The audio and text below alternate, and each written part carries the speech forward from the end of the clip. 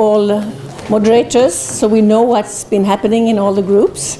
And Bengt, my fellow moderator, and in the end, they have been very good, haven't they? Indeed, they have. Indeed, they have. Have you put away the mute? You mustn't be mute, you must be audible. Why can't I be mute?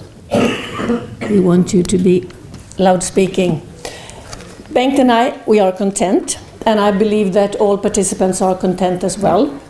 You have done a tremendous job, and every group was very, very active, very relevant, and almost, not 100%, but close to in a consensus mode. This we found out during the lunch. And good enough, you have also jumped on conclusions, and you have something to report to all of us.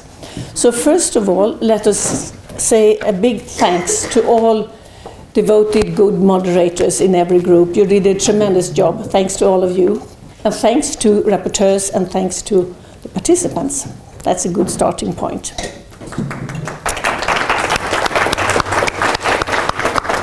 We will have group by group telling what they have found. And you have maximum 15 minutes. If you don't fill up, no problem with that, because we will also devote some time towards the end for maybe some small discussions. The general task you had was, of course, the SDGs. If you came upon them, it would be interesting to hear. Especially we have mentioned what to do with fragile states. What about aid effectiveness? What about peace building? All that we have beared in mind. And the yesterday, today, tomorrow perspective, you have all covered, we know that. And a good wording is the development aspect, the defense in the sense of military, and diplomatic perspective. Those we all had in the background. And it all shall boil down to what are the lessons to be learned. Maybe they are not learned yet. And this will be in the documentation of this conference, and that will be ready in about mid-February, and then we will invite you all again to share this documentation when ready. And also, we have a clear address to the Swedish inquiry, and Tone is still among us. She has got big ears. So when your inquiry is ready, we are all very eager to take part of that. With that said, no questions about how to go about this? Fine. Let's, Bengt, invite the first group. Well, the first group, then I'll take it in the orders that it was taken down on the paper, and that's service delivery. Elizabeth? No, sorry. Service delivery. Khaled. That's Khaled. Please, take your standing You are welcome. position.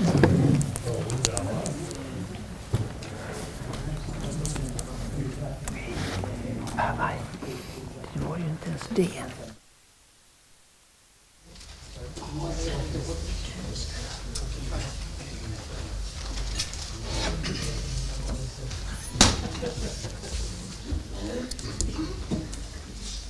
I was assuming that services delivery falls fifth on the list. Never relax. Okay. Always alert. Very good, thank you very much. We had in our group a fairly diverse group in terms of participants. We had donor on our group. We had, however, the NGOs scale was a bit heavy on the list, and quite often when we were discussing the international community's role when it comes to the services delivery, and then this was quite natural that the discussions were narrowing down and coming down to the NGO's role in services delivery, and that most probably was the dominant number of participants from NGOs. We had quite lively and interesting discussions, sometimes with quite often conflicting and different perspectives. But after a bit of discussion and debate, we were, so to say, landing close to a similar kind of perspective that was happening. And I believe the difference of opinion or difference of perspectives that in many ways and quite often is important, and when we reach a certain conclusion or consensus, when there is discussion and debate, then that brings about the ownership and commitment at a later stage. And that's at least my reflection, that we had that kind of an approach. We were landing on a consensus concerning the points that we were discussing. Namely what? Now, in terms of, we reflected upon the priority areas for the international community and services delivery from 2001 to 2014. The areas that were identified are education. Obviously, that was one of the priority areas, and within education, particularly girls' education. The next priority area that was identified in our discussions was health. But within health, with a specific focus on maternal and child health services. And then wash, water, and sanitation. It was also said that wash did not get the equal attention as education and health got that kind of a drastic attention from the international community, as wash was less how can I put it, less controversial area when it comes to the services delivery. But given the past history in Afghanistan, education had that kind of up and down kind of a progress, given the WASH stands for water and sanitation. Okay, so I'm not in Swedish committee to assume that. H for hygiene. Yes, water, sanitation, and hygiene.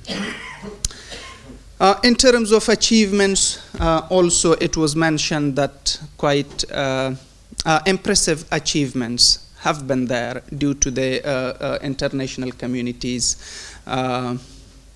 support to Afghanistan, and in education, to mention high enrollment rates. We don't go to those comparative figures to present those figures, but in terms of enrollment, and particularly of girls, there were, and also in terms of health, in many health-related indicators, there has been visible improvement when it comes to maternal and child mortality rates, when it comes to the other indicators related to family planning and whatever. However, there were challenges as well. And in the group, it was highlighted that there were certain opportunities, unfortunately, that they have been missed, and more could have been done while within this period, even up to now. And that could make sense from one perspective or from one sense, that the focus on quality improvement in all services delivery areas got less of attention or priority. So that was more of a focus was to tick mark the number boxes, that before we had 200,000 children in schools, but now we have in millions. But are those children learning inside the classrooms or not? So that is the area that will, that could have been, things could have been done better in those areas. The group also recommended that the international community, we are not yet there. The international community should maintain the focus. And within that focus, of course, should keep the focus on improving quality, and also in terms of quality, the vulnerable and marginalized. That very much fits the mandate of the NGOs particularly, that they come up in a complementary role to the government, not in a competing role. The next area was that there were three perspectives in our group, whether that the international community and NGOs completely phase out from services delivery, as it is the responsibility of the state to deliver the services. There were also concerns that has the state been sufficiently capacitated to take over, completely take over. In our group, it was believed that we are not yet sure of that, needs to be carefully looked into and assessed, and any phase out and takeover should be done in a responsible manner associated with proper follow-up and parallel capacity support to the government. It should not be phase out for the sake of a phase out. And also we had a discussion when it comes to the Citizens Charter and National Solidarity Program. Yes? We had 15 minutes, huh? Yeah. Okay, I already talked for 15 minutes. Please go ahead. Very good. So we had a discussion on Citizens Charter, which is the successor program to National Solidarity Program, and this is a comprehensive package of social services delivery by the government of Afghanistan. And the group said that NSP has been one of the successful community-driven development program in Afghanistan, and it should be maintained. Particularly the successes that the NSP program had, that it had achieved in terms of women empowerment.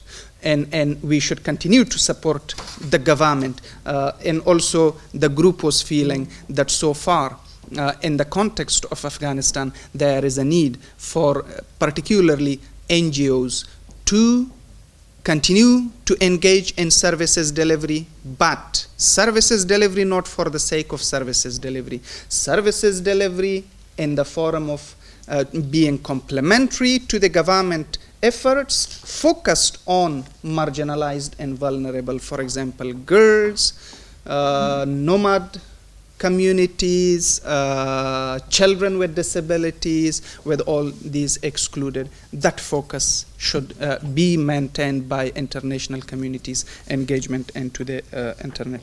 And also in terms of coordination among various actors involved in the services delivery, we have that the platforms have been there. Quite often this is not realistic to say that there are no platforms for coordination, but the quality, content of those coordination platforms does matter.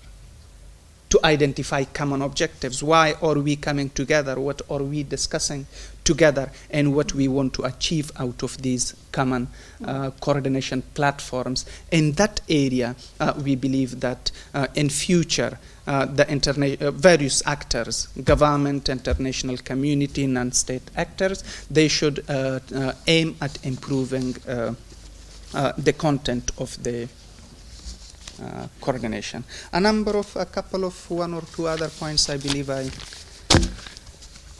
Thank you. Thank you. Bengt, does it make sense? Did they hit the right thing? Well, it certainly does make sense.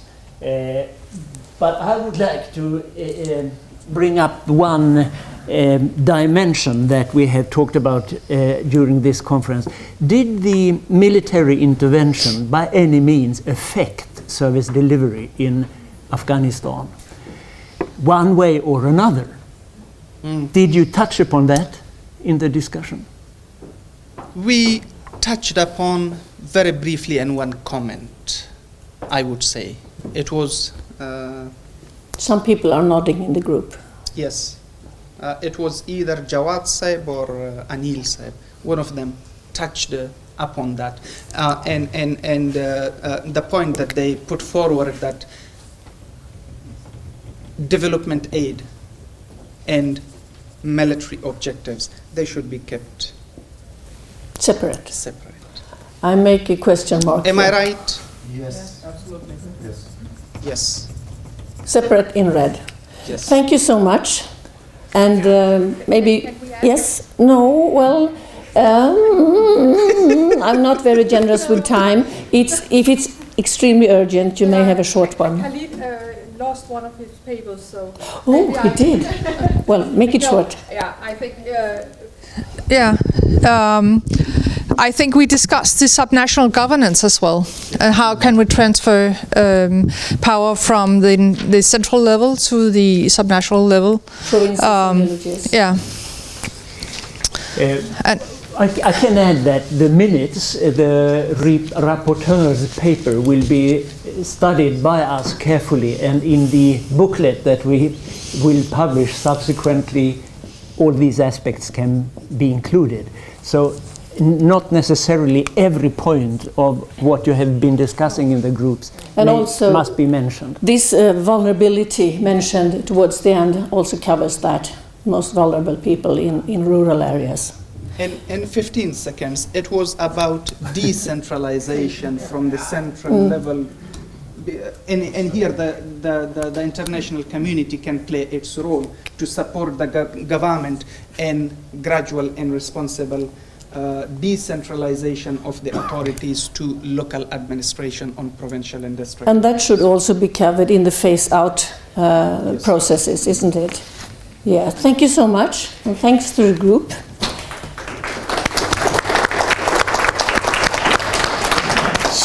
Next one out. Yeah, and now we will take the real order that Khalid indicated we had to start with, deviated from. You are number 5, now we go to the real number 1, and that's peace and security. Richard, you are welcome.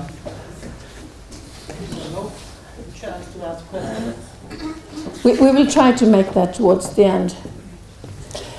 And timekeeping is that lady, so look at her from time to time. Perfect. Thank you. Well, for those of you who don't know me, my name is Richard Giazzi, and I'm with the Stockholm International Peace Research Institute, better known as SIPRI, here in town. Now, I've had limited time to structure and distill what we've discussed, so bear with me.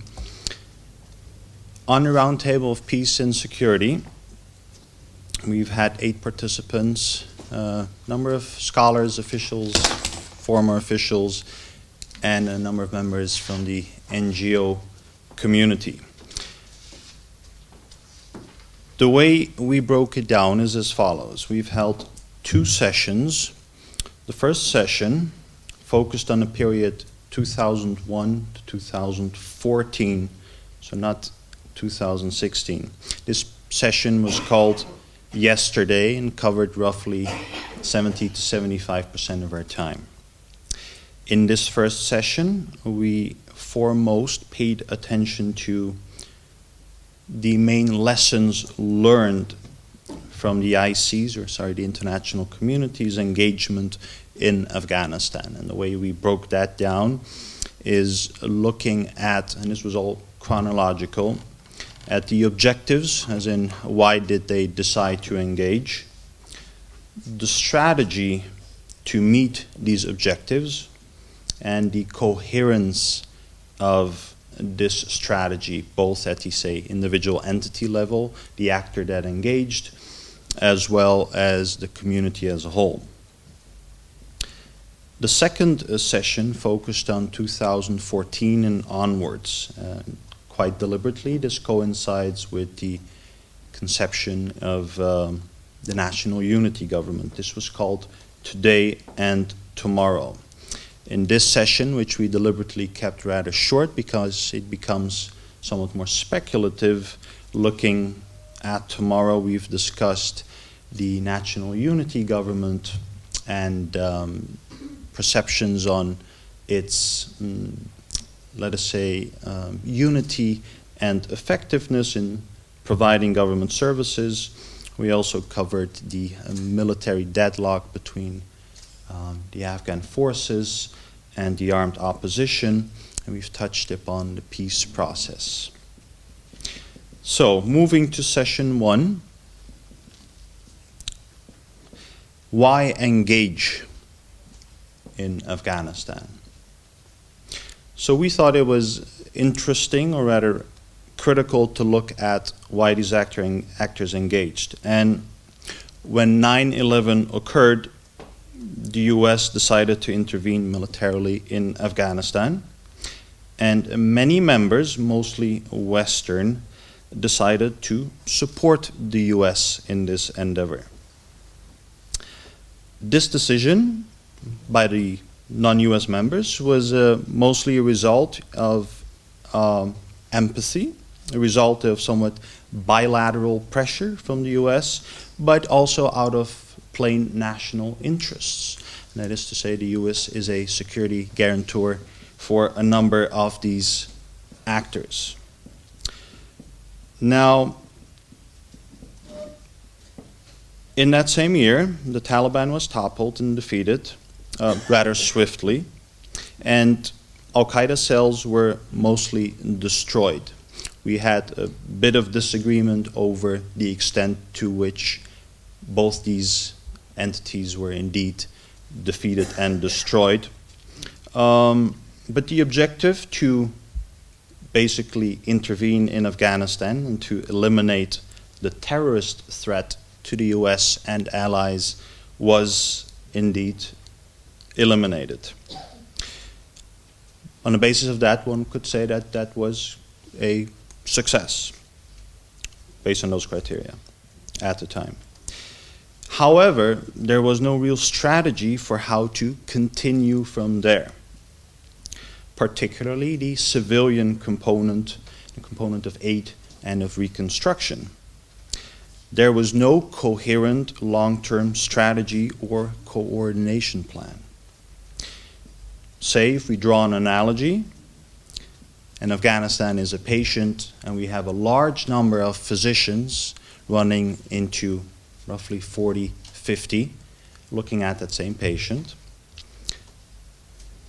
Some with very specialized expertises, some lesser, but the role of the, let us say, the chief surgeon was not quite clear. And also the chief surgeon did not quite understand the patient and its needs, and also did not set out a clear prescription for this patient.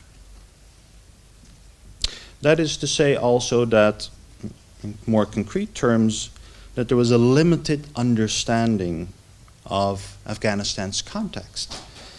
That is at the domestic level, that is of its political dynamics, that is of its social dynamics, its belief systems, its economy, but definitely also the role of the region, relevant actors and a number of extra-regional actors and their geopolitical interests. Something particularly interesting that was mentioned was that there was, at the time, no real political analysis. That was actually overlooked, and that is something critical that should have been looked at. Political inside Afghanistan or in the region? Both, but in this particular context, Afghan domestic politics. So, as the international community attempted, together with the Afghans, to reconstruct the country and provide or support peace and stability, efforts were rather scattered, rather fragmented, mostly as the result of ill design and also of ill implementation.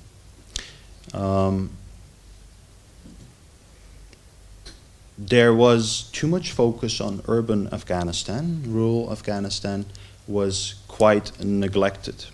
Government legitimacy was undermined by independent and rather ill-coordinated aid efforts, thereby eroding the legitimacy of the government and affecting the social contract.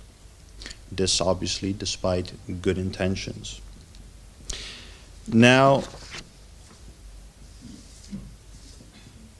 some of, and this is before we move to today and tomorrow, some of the conclusions we've came to in terms of lessons learned is, well, you need an entry strategy that also considers the implications of intervening. That is to say, it is generally recommended to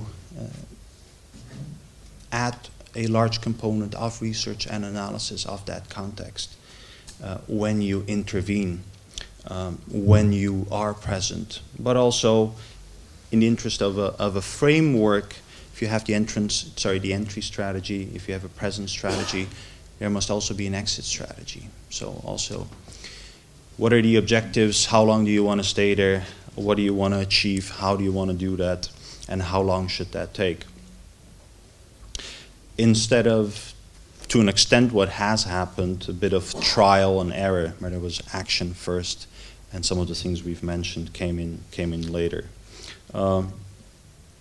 This is somewhat repetitive, but the understanding of the right context, both at the domestic level, at the regional level, must be paid more attention to.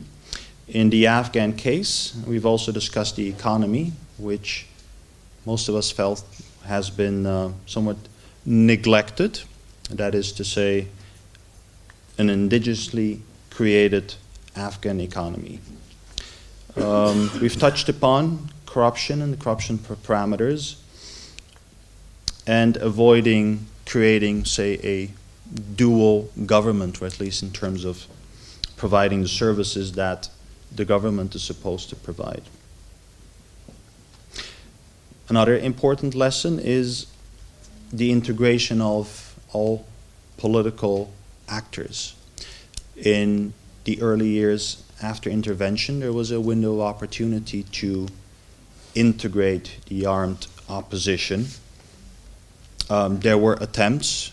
We've understood that for a number of different reasons, these could not be concluded. But since this could not be concluded at the time, what happened after the mid-2000s and the resurgence of the armed opposition could be accredited to that failure back then. Integrate all actors? Can I put it that way? All relevant actors? All relevant political actors.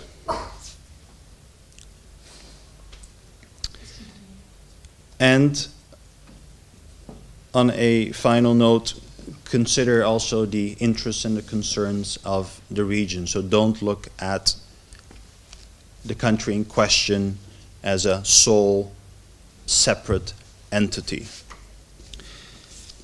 Now, in our final bit, looking at today and tomorrow, and the national unity government in specific, were there perhaps alternatives at the time in 2014 to have another solution or another model?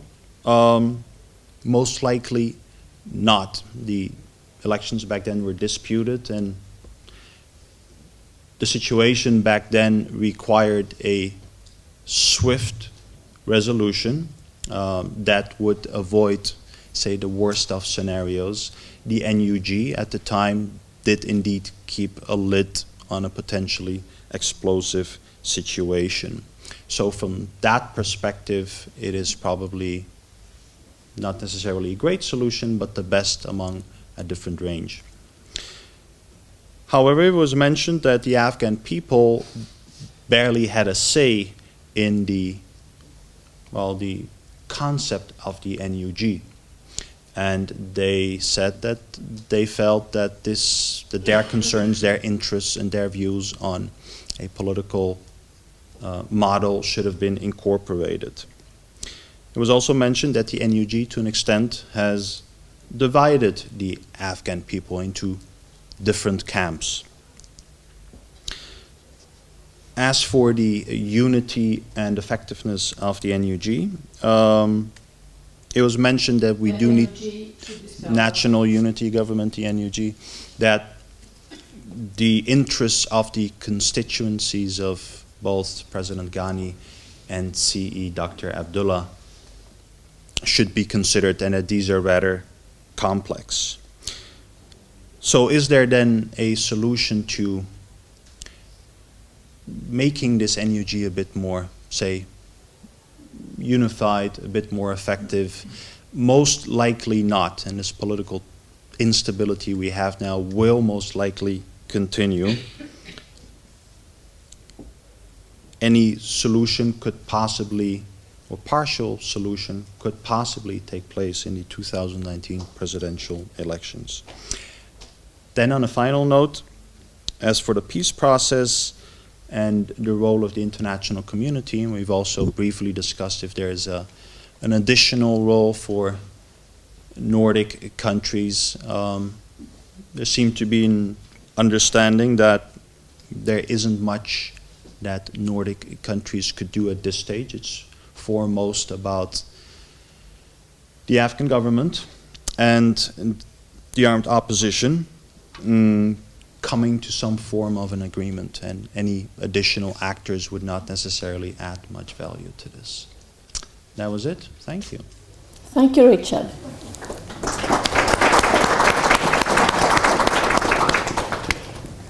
Bengt, how do we solve this? We will not solve it here today, but as you allowed yourself to make something of speculation, bringing up the alternatives back in 2014, and saying that, were there alternatives regarding the whole set of interventions, diplomatic, military, developmental, at the start of this period? Did you discuss, could another balance in quantity and quality between the three interventions have brought us to a better situation today? A different balance between these three in 2001, that is? Yes, entering Afghanistan with a completely other balance between the interventions. I think we have not been able to fully cover that during our roundtable, whether a change in composition of that or a different balance would have had a different impact. I think to the extent that we did cover that is through the reflections on what has worked and what has not, but not specifically say the ratio or the composition of these three strands, no. Okay. Let me also add that obviously as a moderator I try and convey what most of us at the roundtable, at least of the people who participated, agreed on, but obviously there were nuances, and I think those will be in the papers that you will produce. So let us not take what I've shared so far as kind of like the definitive or the actual conclusion of this roundtable. There is more nuance. You were facilitating the discussion more. Yes, but you touched upon this anyway, these three main interventions. They were reflected, I believe, in most of what you were said.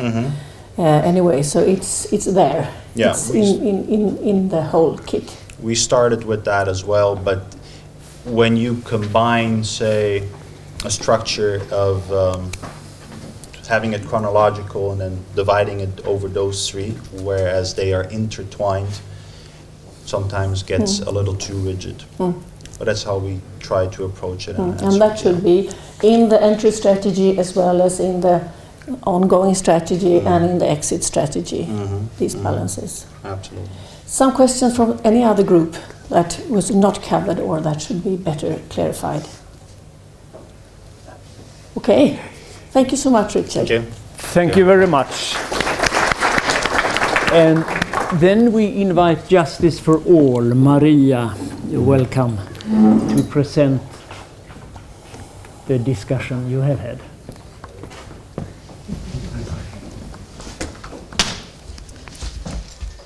Thank you very much. It is a daunting task to cover a discussion on justice for all in 2.5 hours. It's also a daunting task then to try and summarize it in 15 minutes. My name is Maria Nystedt. I work for the Folke Bernadotte Academy, which is a Swedish governmental organization for security, peace and development, and where I work as a project manager for rule of law. And I spent 2015 as a senior rule of law advisor in the EU police mission in Afghanistan. So it is a pleasure for me to be here with you yesterday and today, and very, very important issue to talk about the developments for Afghanistan. My group was extraordinarily fascinating, and the experience and knowledge in my group is overwhelming. So there was so much more to say than we managed to say, and we had a very active discussion, and I will try to make it justice through my summary. So we started off talking about yesterday, what the situation has been and what has been done.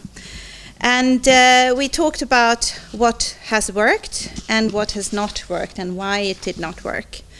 And when we talked about what did not work, we talked about the problems that in the early days, security was more prioritized than justice, rule of law, and human rights. We talked about the issue of transitional justice. We talked about the issue and difficulties of corruption. We talked about some international initiatives trying to transplant judicial solutions from some countries into Afghanistan without considering the context and whether it was possible to do so, and a good thing. We definitely talked about political will, and we talked about the lack of a plan for justice, rule of law, and human rights for the country. We talked about the lack of benchmarks and the need to know what is the situation actually like, and the fact that there is no knowledge of the holistic situation. Don't know if I said that we talked about parallel justice systems, but we definitely did. And we talked about the issue of lack of coordination of international partners.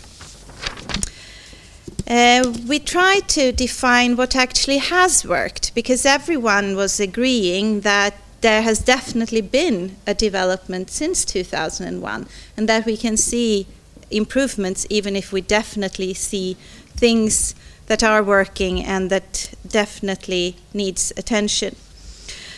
So we said unanimously that the development, establishment, and the work of the Afghan Independent Human Rights Commission is very, very important. We talked about capacity building of people in the judiciary, the importance of the revision of the criminal code and the legal framework, the fact that crimes against humanity is now enshrined in the criminal code, that there has been improvement of the human rights practices in the informal justice system, and that civil society and NGOs has also worked with different regions in this regard to try and develop the knowledge of alternative justice systems in this regard. We talked about the importance of civil society in this regard. Then when we tried to focus on recommendations for the international community of what could be done, there were many things we talked about, and there were some things we didn't talk about. So there are things we didn't talk about. That doesn't mean that they are not important, but there wasn't time to cover everything. So we have definitely touched on the issue of the central state formal justice system, and then the regions, how it works there. We talked about access to justice and about the parallel justice system. And I want to quote one of our colleagues who said that informal justice is a response to formal injustice. And I thought that was very well put. We talked about the fact that the formal justice system doesn't reach all the regions, that the processes are lengthy, and that the system is very corrupt, and that this forces people into using alternative justice systems. When we developed the recommendations, I asked my group to picture themselves actually having a conversation with the new Secretary General of the United Nations, and what would they actually suggest that he does. We discussed the need for a general assessment of rule of law and the justice system in Afghanistan, but we also discussed whether this is actually feasible, because the system looks different in the different regions, and it is very difficult to actually pin this down. The need for the government to develop a rule of law and human rights action plan. There is an EU-Afghan human rights action plan, but it should be a longer and more holistic plan. Also, the need for Afghanistan to ratify all optional protocols that isn't ratified today. We also said that there is a need for a functioning enforcement mechanism for the justice sector, because there are cases where there has been a decision by the justice sector, but it can't be enforced. This also makes people not trusting the formal justice system. Why should they turn to it when its decisions are not enforced? We talked about the importance of general education for general awareness raising, but also for attitudinal change. That this is important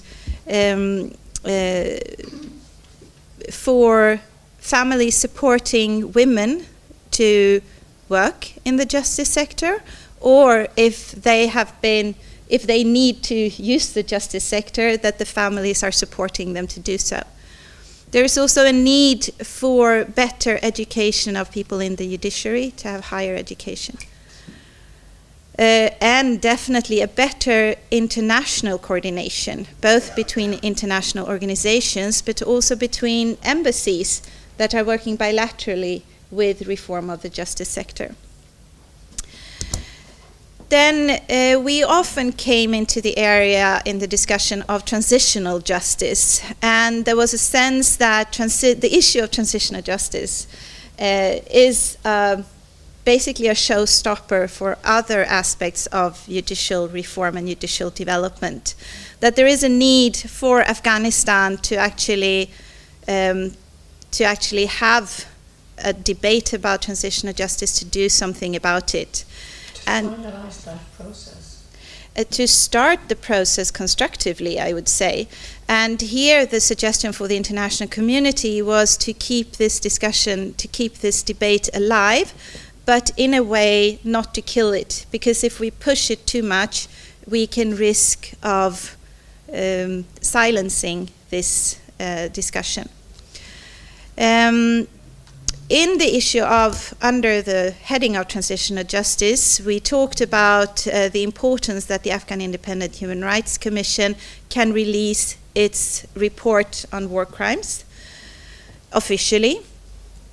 And also we talked about the importance in the reporting function to the UN Human Rights Council, that the shadow reports that are done by non-state actors, that they are also released to the public, and to use the ICC, because the Afghanistan has ratified their own statute. Under the under the heading of corruption, of course, corruption is a very important issue that hampers the development of the justice sector and justice in Afghanistan. A suggestion is vetting for employment of high judicial officials positions, to support the ACJC, which is a new Afghan Legal and Judicial Center for Cooperation. Not ACDC, which is a pop group. Yeah, we can support them too, actually, but I don't think it will. JC. JC. Yeah. Stands for Afghan Legal and Judicial Center for Corruption. Center for Corruption. This is an important new institution. For fighting corruption, not to promote corruption. Important perspective. And this is indication also of a political will to fight corruption. Also support for the Afghan Bar Association in their support of victims of corruption. And here we said that it is important to also bring up cases of corruption where general Afghan people are concerned, and not just corruption cases that are feel estranged of the system. Exactly, so that this is something for the people. And also one aspect which we agreed was very difficult, the importance that the international community is standing by its principles, that we can't be corrupt if we are demanding Afghanistan actors not to be corrupt.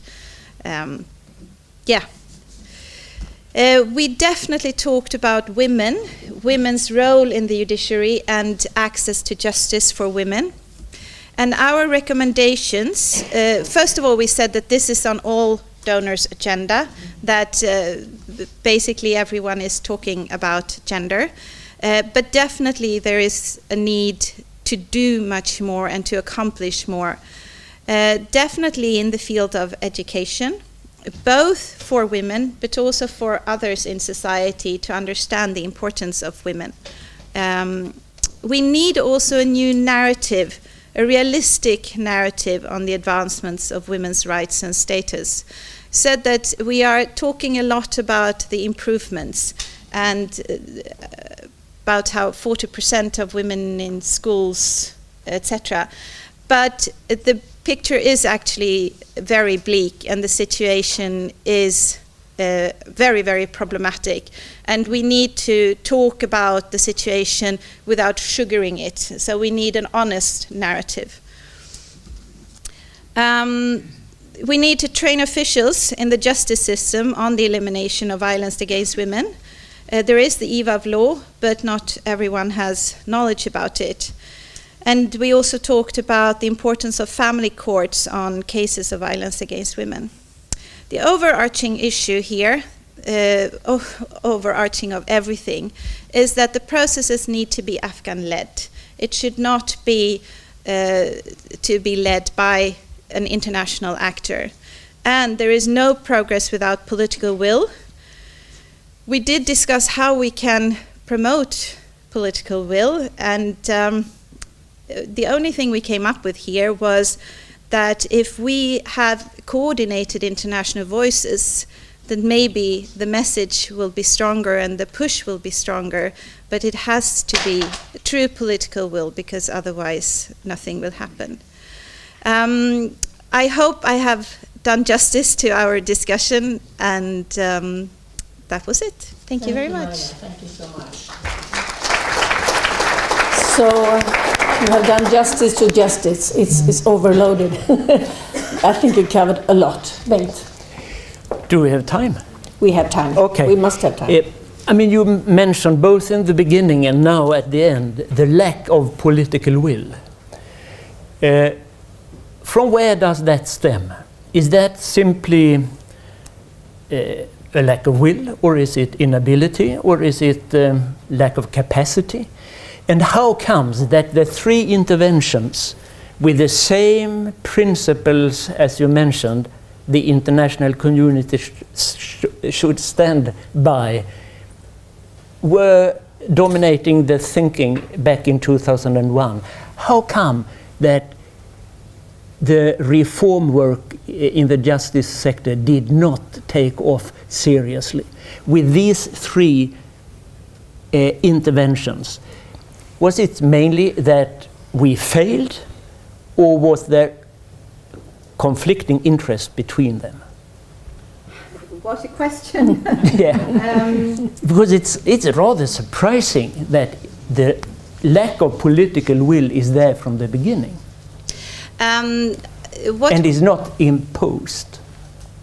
You can't impose political will. I would say. Not a true political will.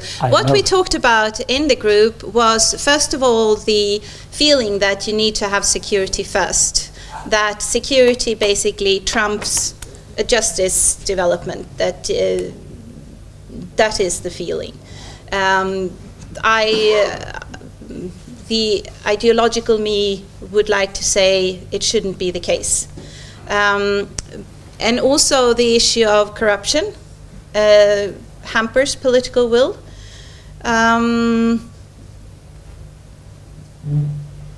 Yeah, I don't know. I would need to Questions turn mustn't be to... answered here, but if they're relevant, we bring them further. Okay, we bring them further. Yeah. Yeah.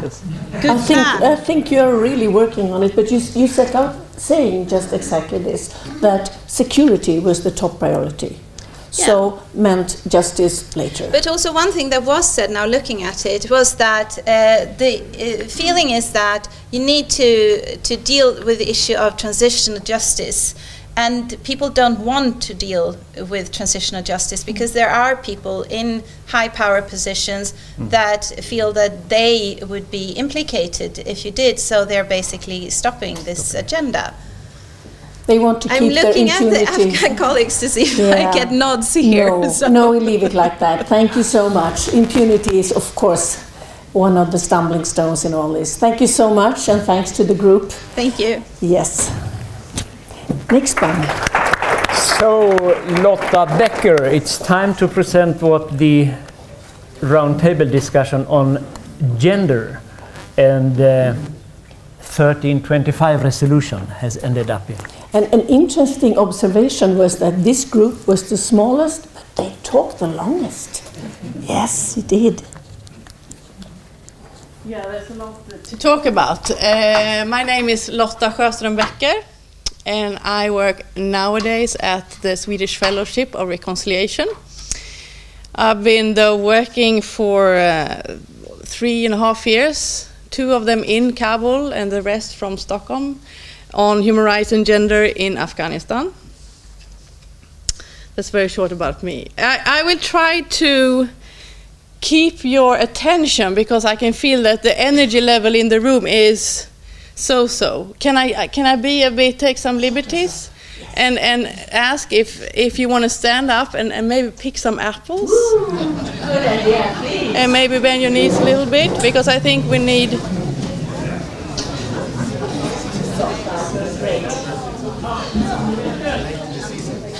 Not plucking the low fruits, but the high fruits. High fruits, yes. Not only the low-hanging fruits. Yeah, very good. Very good. No, but it's Friday afternoon. It's 3:30. I will try to do my best to represent my excellent group. Yes, as the previous speakers have also mentioned, it's very hard to stand here and summarize what we've been talking about for the last 2.5 hours. But we spent the first hour looking back between 2001 and 2014 regarding the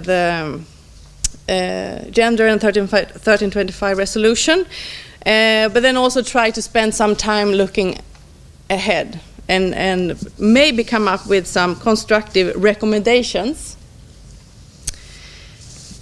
So looking back, we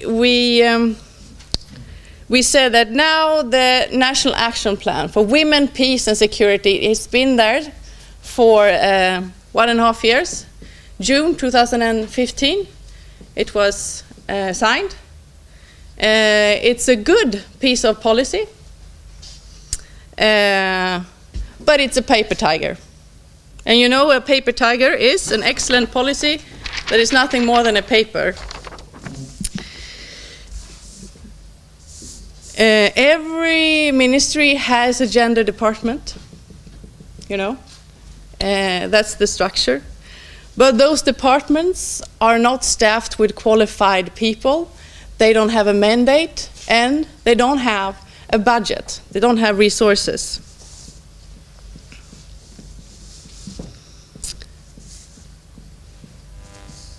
So something needs to be done about that. I will come back to that with the recommendations. We were talking about women's participation, because that's what we, the international community, has been sort of saying, that we need to make the Afghan women active and participants, actors. But the main challenges that we identified was the lack of transparency when it comes to how to make female participation in public offices or in selecting women to represent publicly and so on. And those who have been elected or put in office, they have been lacking the mandate to act, to pursue their own agendas. There's been not a balance between supporting rural and urban women. And one of the main challenges that hasn't been addressed and needs to be discussed even more is if we, the international actors, know how much risk we have put these women who have actually had the courage to be empowered, to raise their profile, to speak out on human rights, their rights and other rights. And that leads us into the area of protection. Because there's quite clearly no mechanism for what a woman, a female human rights defender should do if she's put under risk, if she receives a threat.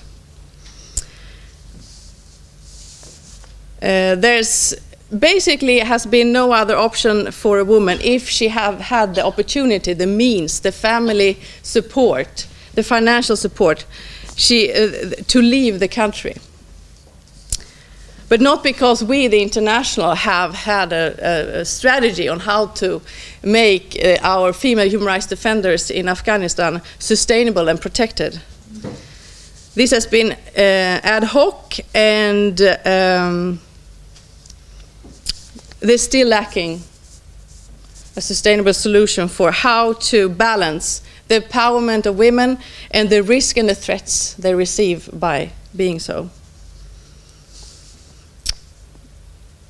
Also, how we have supported the human rights defenders in Afghanistan has been lacking a transparency on how we select them, support them, and promote them. And this has caused tensions between the civil society actors.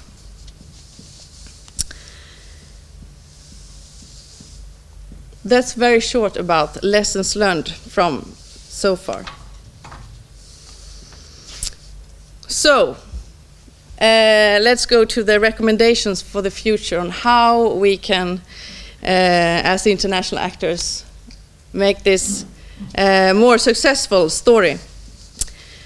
Well, let's look at the National Action Plan 1325 on women, peace and security.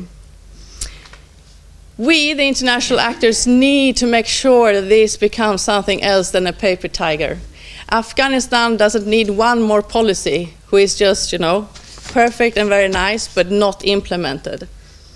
The National Action Plan needs funding in all parts, not just one. We, the international, need to coordinate ourselves on which part we're going to fund. We have to support the civil society to implement it, to remind the government and the authorities to implement it. We, the internationals, we should also remind the government and encourage them to keep up the political will.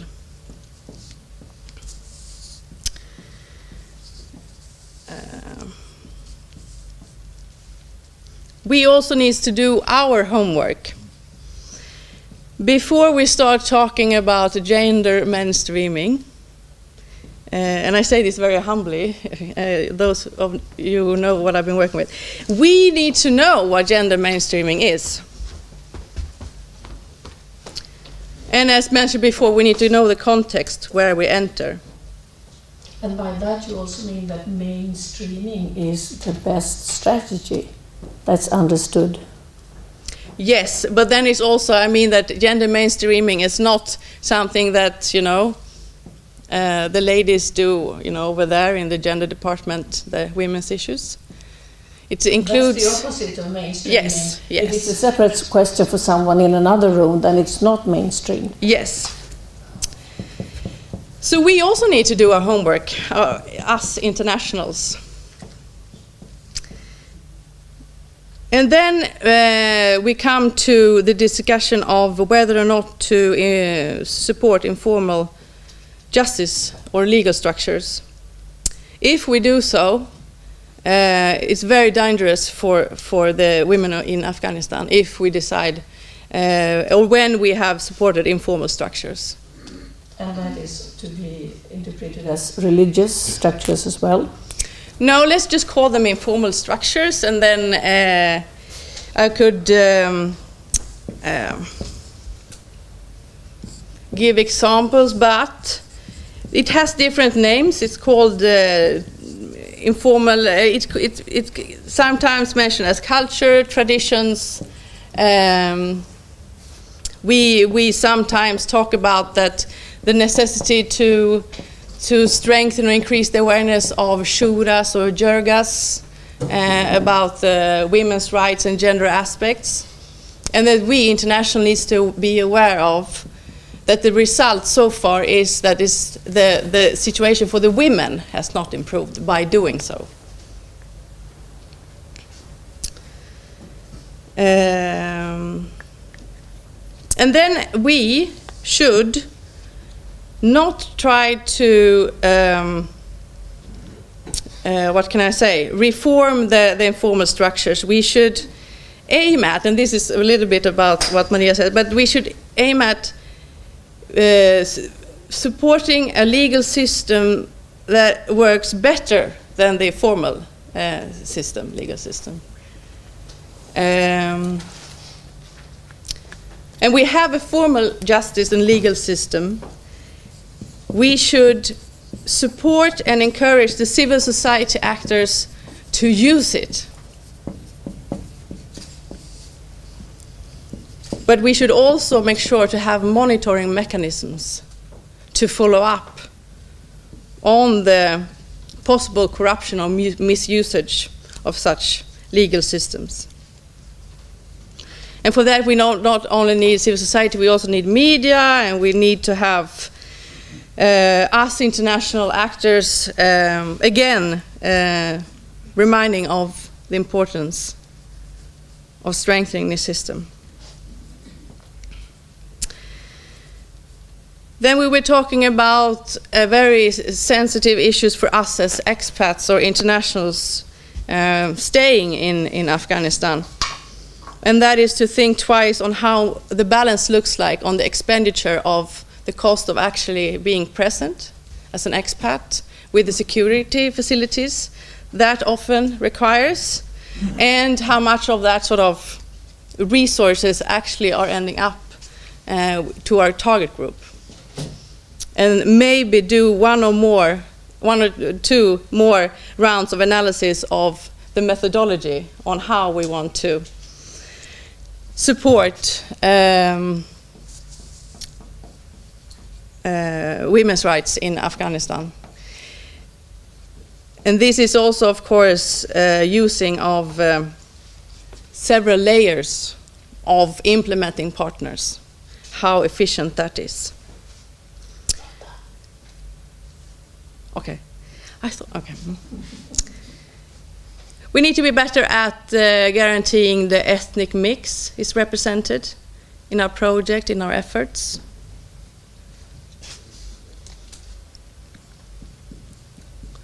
We need to listen and learn much more from the Afghans. And we need to learn the lessons before we enter, not after. when it's too late. No, but we must be much more humble and learn our lesson. I know I've said it before. So we need to consult our Afghan counterparts and target groups.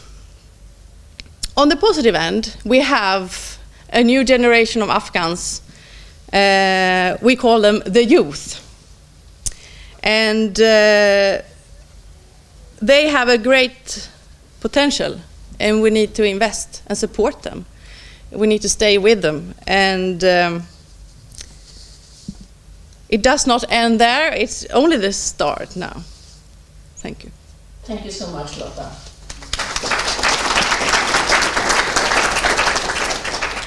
Bengt, mainstreaming or not? Well, I'm going to ask you two things.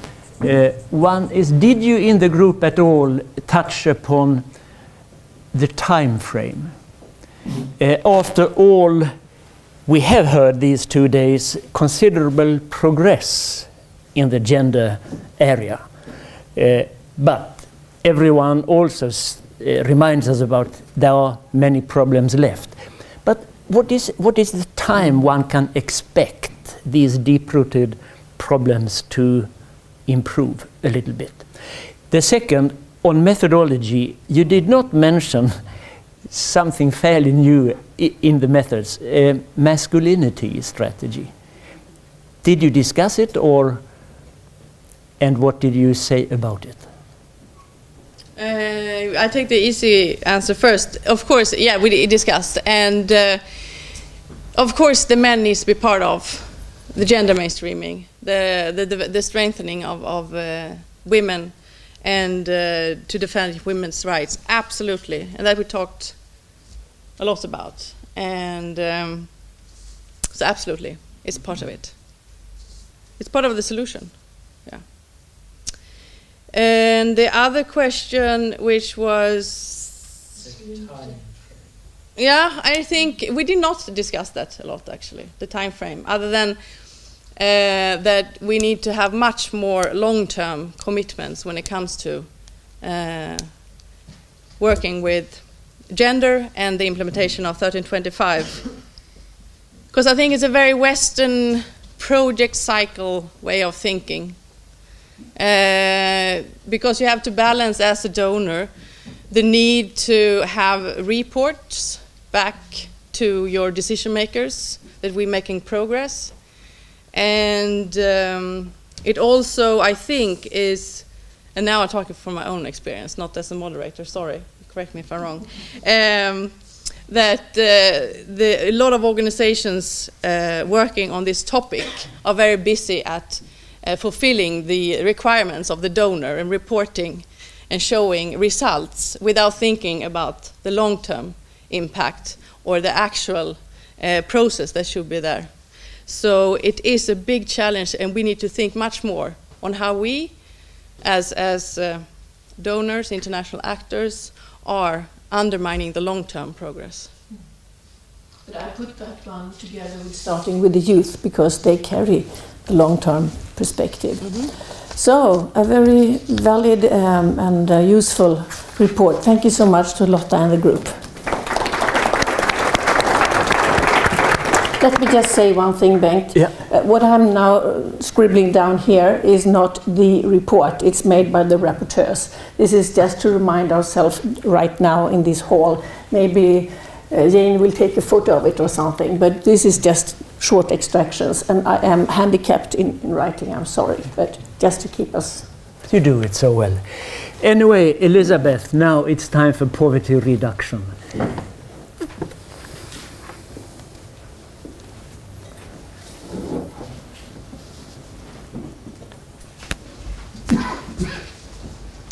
Hello, everybody. I'm Elizabeth Winter, and I'm called Senior Advisor to BARG, British and Irish Agencies Afghanistan Group. Just Mike? Is that better?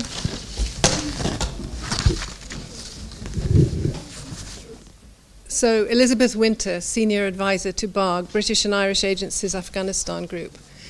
I've had a long involvement in Afghanistan. As Anders put it, I've been infected with the virus, I have to admit. but I've loved it and continue to do so.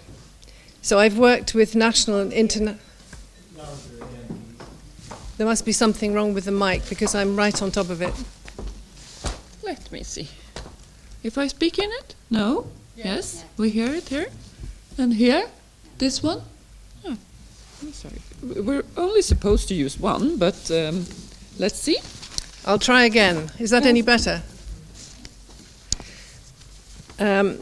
So I've been working with national and international civil society in Afghanistan, Pakistan, Iran and Europe, and occasionally with UN and with governments, Afghan and otherwise.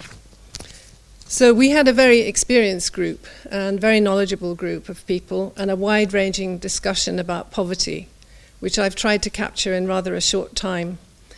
And I must say we had to steel ourselves to more determination to do what we think is right or to decide what ought to be done after what could have been a lot of gloom after yesterday's presentations and Barney's today. The lessons have been identified but not learned. That was one of the things we heard about. But we decided that it was very important to continue to try and improve the lives of people, the poorest and the most vulnerable, and there are a lot of them in Afghanistan. We heard that 2/3 of Afghans are currently living below the poverty line. Women-headed households are the most vulnerable. We've also got an issue now with returning refugees, some of them forced, coming back from Pakistan, Iran, and a smaller number from Europe. There's also a moving population, nomads, 1.6 IDPs as well. So there are immense areas of humanitarian need in Afghanistan, and at the moment it's difficult to see how they'll be met. We had a brief look at theories of poverty, ranging from personal failure and the need to punish people who were poor, to more modern ones of social exclusion, the need for social protection, and the right to having basic needs met.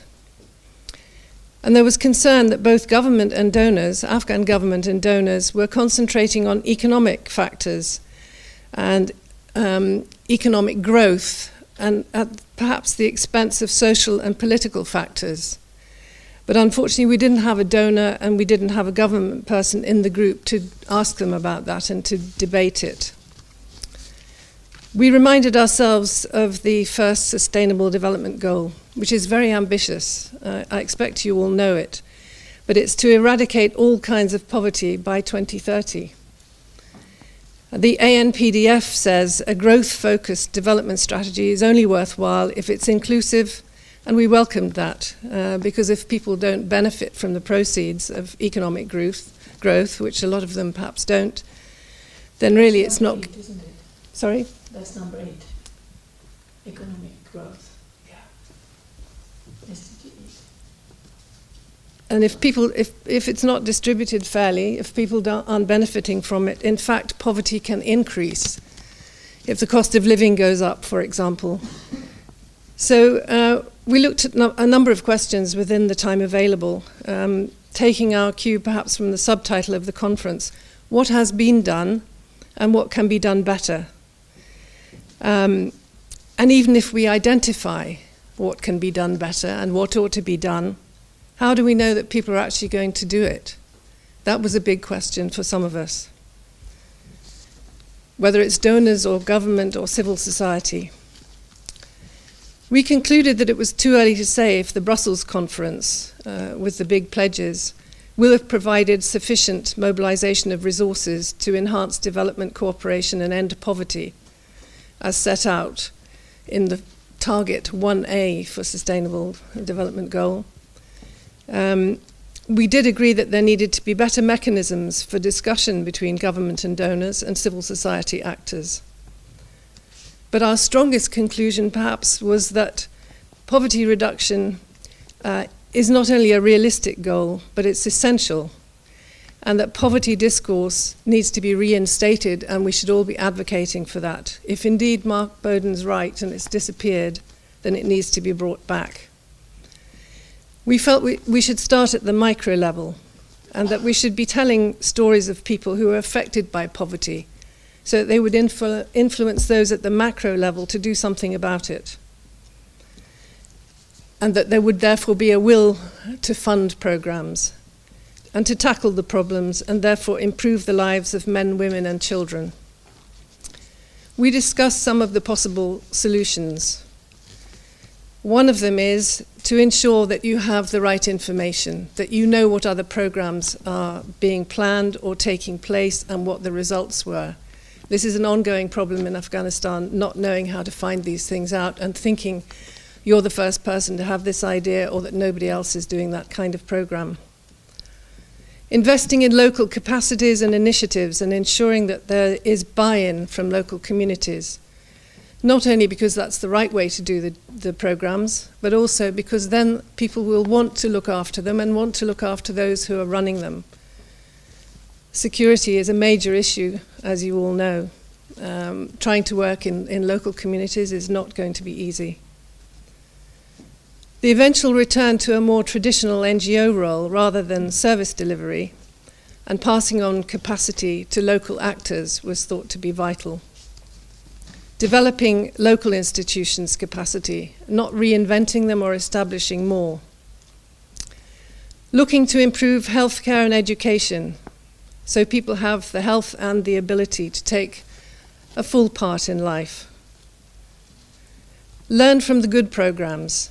And there are many examples. We talked about a couple of them, which have reduced poverty, and I'm sure you all know examples yourself.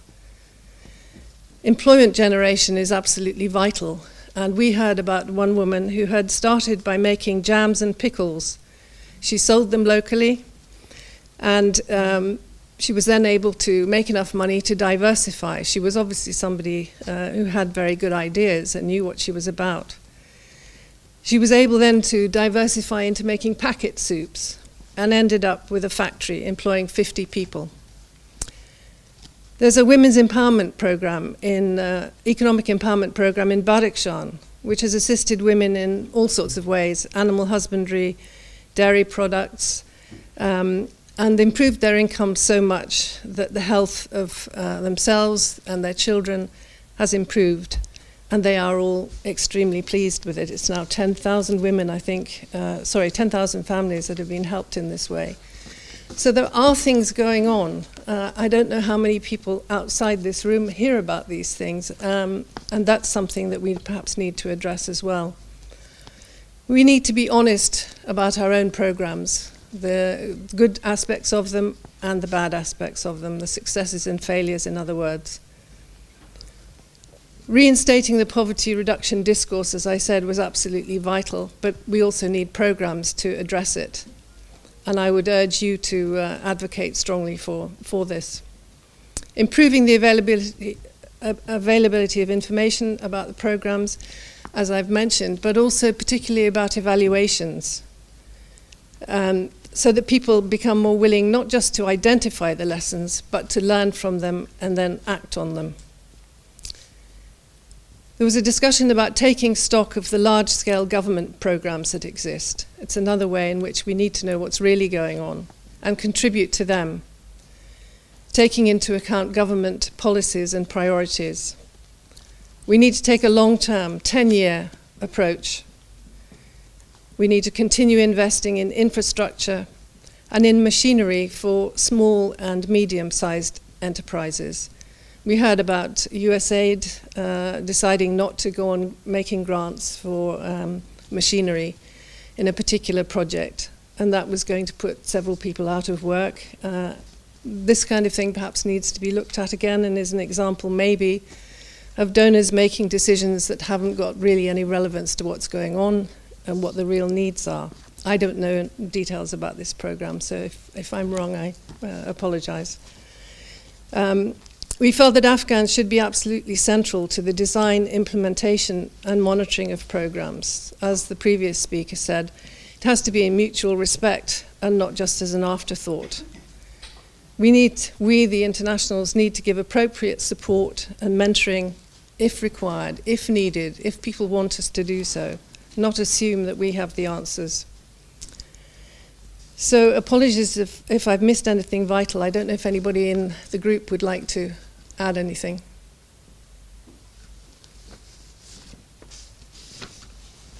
Thank you, Elizabeth.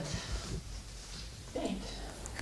Yeah, it was impressive to hear that you said we should be honest and frank about our own projects and programs. I wonder, did you discuss the unpleasant reality that much of aid can distort local markets considerably? I don't think we did discuss that specifically, no. Because at massive interventions that have happened in Afghanistan, it has really made a mark on the market. So there's a problem. You can also probably increase poverty, not reduce it. I think that's the case for any badly thought out program. Yes. And I think that's probably what we can all agree on. The design is important, and knowing really what the local situation is and taking your cue from the people who know about it, in other words, the Afghans. And sharing the evaluations of various programs. Yes. To really learn the lessons. And Yes. okay. Please. I have two very short and quick questions. Wait for the microphones. And please be short. The first question is, as we discussed yesterday, also the nexus between development and security. So development means poverty, means underdevelopment. So did you discuss the nexus between security, violence, and poverty, and what have you concluded? The second question is, as you know, the Millennium Development Goal, MDG, for Afghanistan is 2020. And it's a very, like a benchmark for Afghanistan. For others is 2015. How do you picture Afghanistan in 2020 as far as the Millennium Development Goal is concerned? Just two questions. Thank you.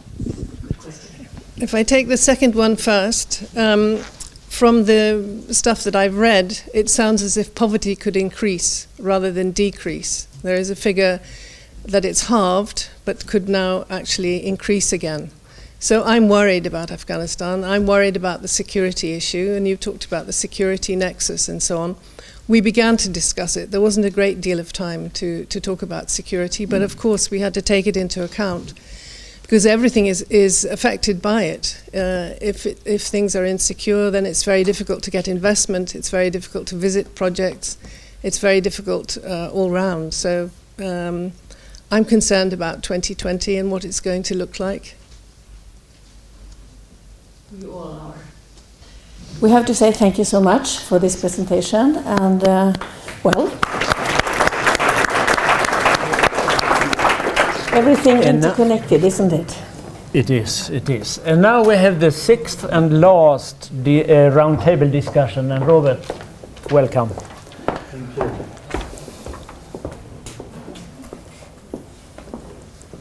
CIMIC, Civil Affairs, CCCs, comprehensive approaches, integrated missions, SIMCORD, effects-based operations, stabilization units, civil military cells, COIN, hearts and minds, the security and development nexus, and I could go on and on. There is no shortage of concepts, ideas, and institutions that indicate the ambition to better coordinate and cooperate between civilian and military actors in international operations. And they have all proliferated over the last 2 decades. So my highly competent and also collegial group discussed 4 questions related to this. Why did we do this? Why did all these concepts proliferate? How did we do it? What did it look like on the ground in Afghanistan? And we could perhaps ask New York, Brussels, etc. Third question, what were the outcomes, consequences or benefits of this?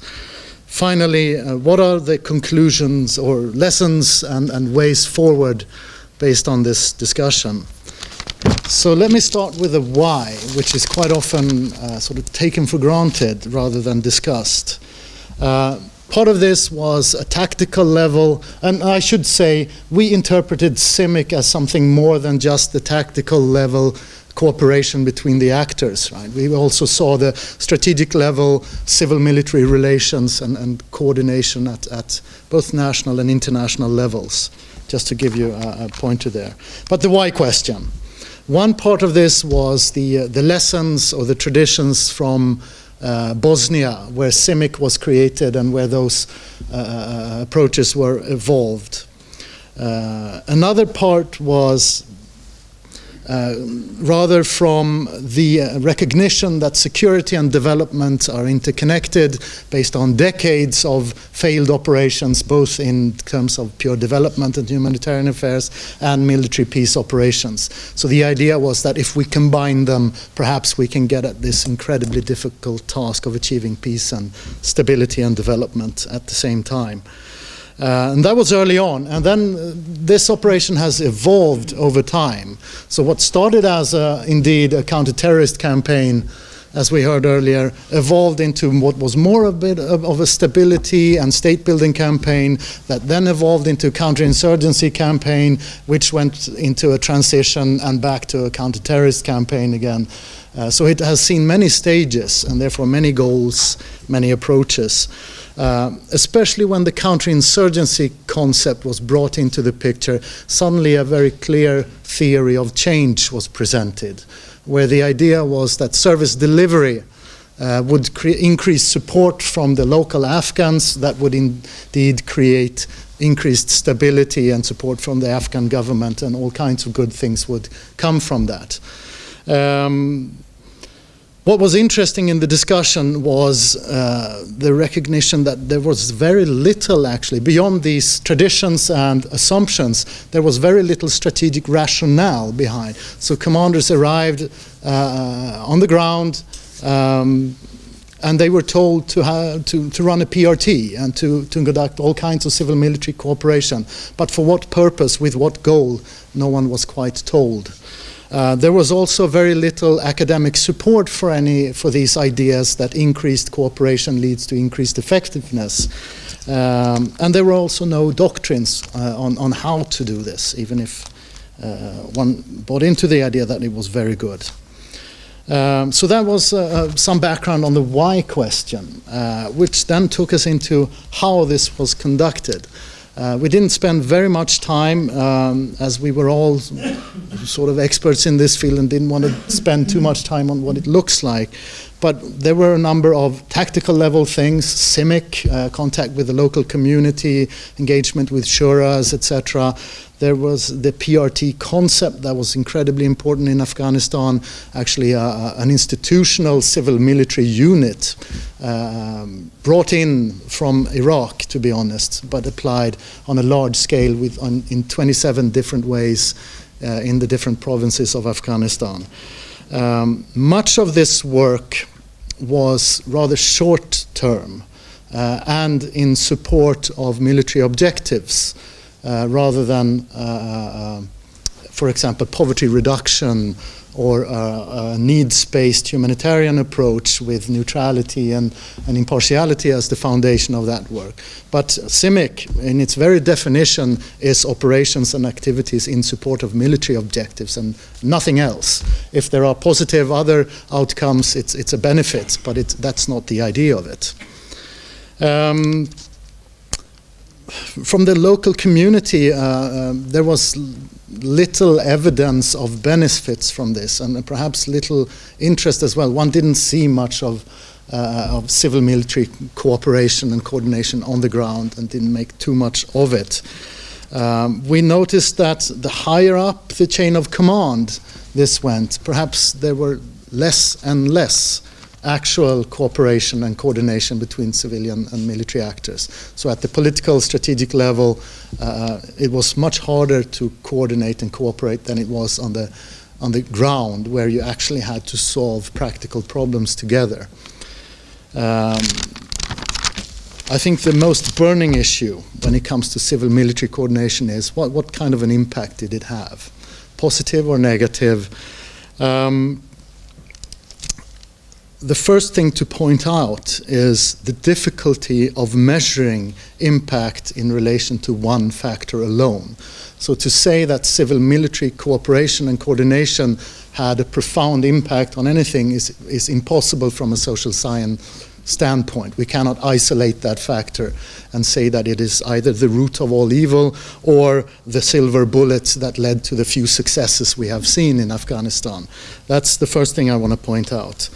What we have seen are a number of stories, anecdotes about successes at the tactical level where coordination between these actors have led to very well conducted projects. Then if these projects have led to increased support for the host government and led to peace and stability, that is a completely different issue. But we can at least say that a number of projects were successfully concluded thanks to well-coordinated actors on the ground. We also have lots of stories about negative impacts. Quite often when military units conduct things that aren't their particular expertise, or when it's too short term to be of much value on the ground. So there are positive and negative anecdotes from the ground. The real issue is to what extent this has either led to victory in military terms, and it clearly has not, or to what extent it has led to support or damage for the development and humanitarian community. Has this, as is quite often heard, ruined humanitarian space by blurring the lines between civilian and military actors, thereby ruining their perception of impartiality and neutrality in the minds of the local community? There are obviously clear evidence that organizations that have worked for decades in certain areas, like MSF in Helmand and Kandahar, had to withdraw during this military campaign. Now, whether this is because they were cooperating with the military or not, I don't think that's the case. Right? And we have to think about whether it's possible to be impartial and neutral in the midst of war, where there's an international community seen as an occupying force in another country. But there's plenty of evidence in reports out there on organizations feeling that the more they approached or the more they were implied as cooperating with the military, the less support from the local community they got. It made their work harder, which means that many organizations had as a policy not to be close to the military, not to engage with them, and not to allow anyone in uniform at their compounds, which to me is a rather clear indicator. But here again, we don't have any clear evidence of anything, right? So lots of research to be done. What one can conclude from this discussion on impacts and consequences is that it seems the potential benefits from coordination and cooperation are rather limited, or at least the way we have conducted this so far. There's very little evidence of serious positive impact from this, while the risks are incredibly large if this does indeed blur the lines between civilian and military actors and ruins the so-called humanitarian space. So there's a cost-benefit analysis there that needs to be done. So what can we learn from this? How do we move forward? Not really rocket science, but very difficult politically. We talked about the need, despite everything, for strategic coherence. These operations are of a magnitude with ambitions, aims, which no one actor can solve on their own, which means that there will be military, civilian, development, humanitarian, justice sector, etc., actors present on the ground. And if they can be operating with strategic coherence, it's probably a bit better than not. So we cannot escape this. We cannot say it seems civil-military coordination and cooperation is a failure, let's never do it again. That would be too simplistic. The question is rather how and when and at what level. Strategy is about balancing ends, ways and means, and we had a very interesting discussion on how to do that. But of course, goals. We need a need for ability of clear positive outcomes. One should be very careful about those moments. Finally, at what level does this take place? I already mentioned the fact that this seems to be civil-military cooperation seems to happen at the tactical level right now and not at the strategic level. And at least I suggested that perhaps it should be the other way around. It's at the political strategic level we should think about coherence and coordination, mutual analysis and planning, and then the different professional organizations can take off to the field and do what they are best at, to work within their own specific competencies, which means rather limited necessity for cooperation and coordination on the ground if you already have a mutual analysis and strategic approach at the strategic level. Thank you very much. Very, very comprehensive and very clear. Bengt. Thank you. You said lots of research need to be done, and that's well understood. Is it going on anywhere? Promising research that will help us being more evidence-based in our relationship between developmental actors and military interventions in the future, if and when it's needed. And the second thing, out of the many countries in Afghanistan that contributed with the PRTs, did not one single have formulated a shared strategy between the civilian and military actors? And were they without politically formulated goals, all of them? Can you repeat that second question? I didn't quite. There were 28 countries or something like that, or many countries contribute with the PRT, civilian and military troops. Did not any one of them had a formulated strategy for what they wanted, how, and all these things, what they had in mind? And did they not formulate political goals? Was it all like the Norwegian report indicated, that it was mainly to please US and NATO? It's not a real shared strategy. Right. On the first question, there's been a few interesting studies at Tufts University and elsewhere where they tried to find evidence whether this works or not. They couldn't find it, that's for sure. I don't see much research going on, and perhaps it's also because it's just too hard to isolate these variables and to say something very conclusive about it. So I doubt that we will, at the end of serious, or at least the current research, be able to say that this is either good or bad, or the jury will always be out in relation to many other factors, unfortunately. But we can still do a lot more, but that means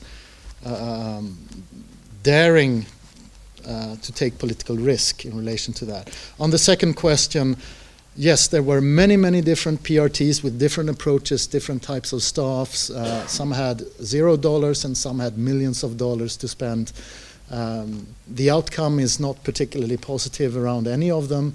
I think what happened most of the time is that they had to construct their own rationale. None of them had clear strategic directives from the capitals or from NATO headquarters. They just had to come up with their own ideas. And when you look at the measures of success within them, because they always do that at the end of the 6 months tour, it's mostly quantitative in how many social patrols did we conduct, how many wells did we dig, and what did we do. Some of them had how many body counts as well.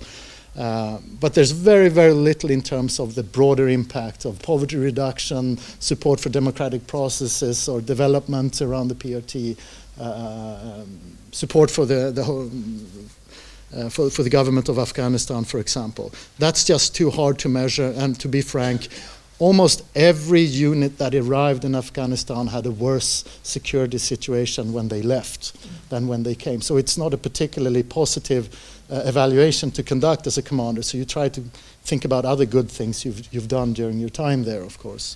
But it's a difficult process. Yeah. And also hampered by the lack of in-data, because some materials are classified. It's not easy to do a full-scale research maybe on all impacts and everything. Isn't it? We learned yesterday. It is, but I'm wondering if we will find much of interest in the classified data, to be honest. Okay. Let's leave it by that. Thank you so much. Thank you. And now we are a bit back of time. Bengt, what was the common things among these? Could you find any traits that were shared? No, I cannot find any. I have. I think you are much better to elaborate on that. I will not elaborate. I will try to come up with it in the written document, Yes. but many, not right many now. groups, they mentioned coordination amongst donors. That was very common to hear. And starting strategy with goals, with common strategies were mentioned many times.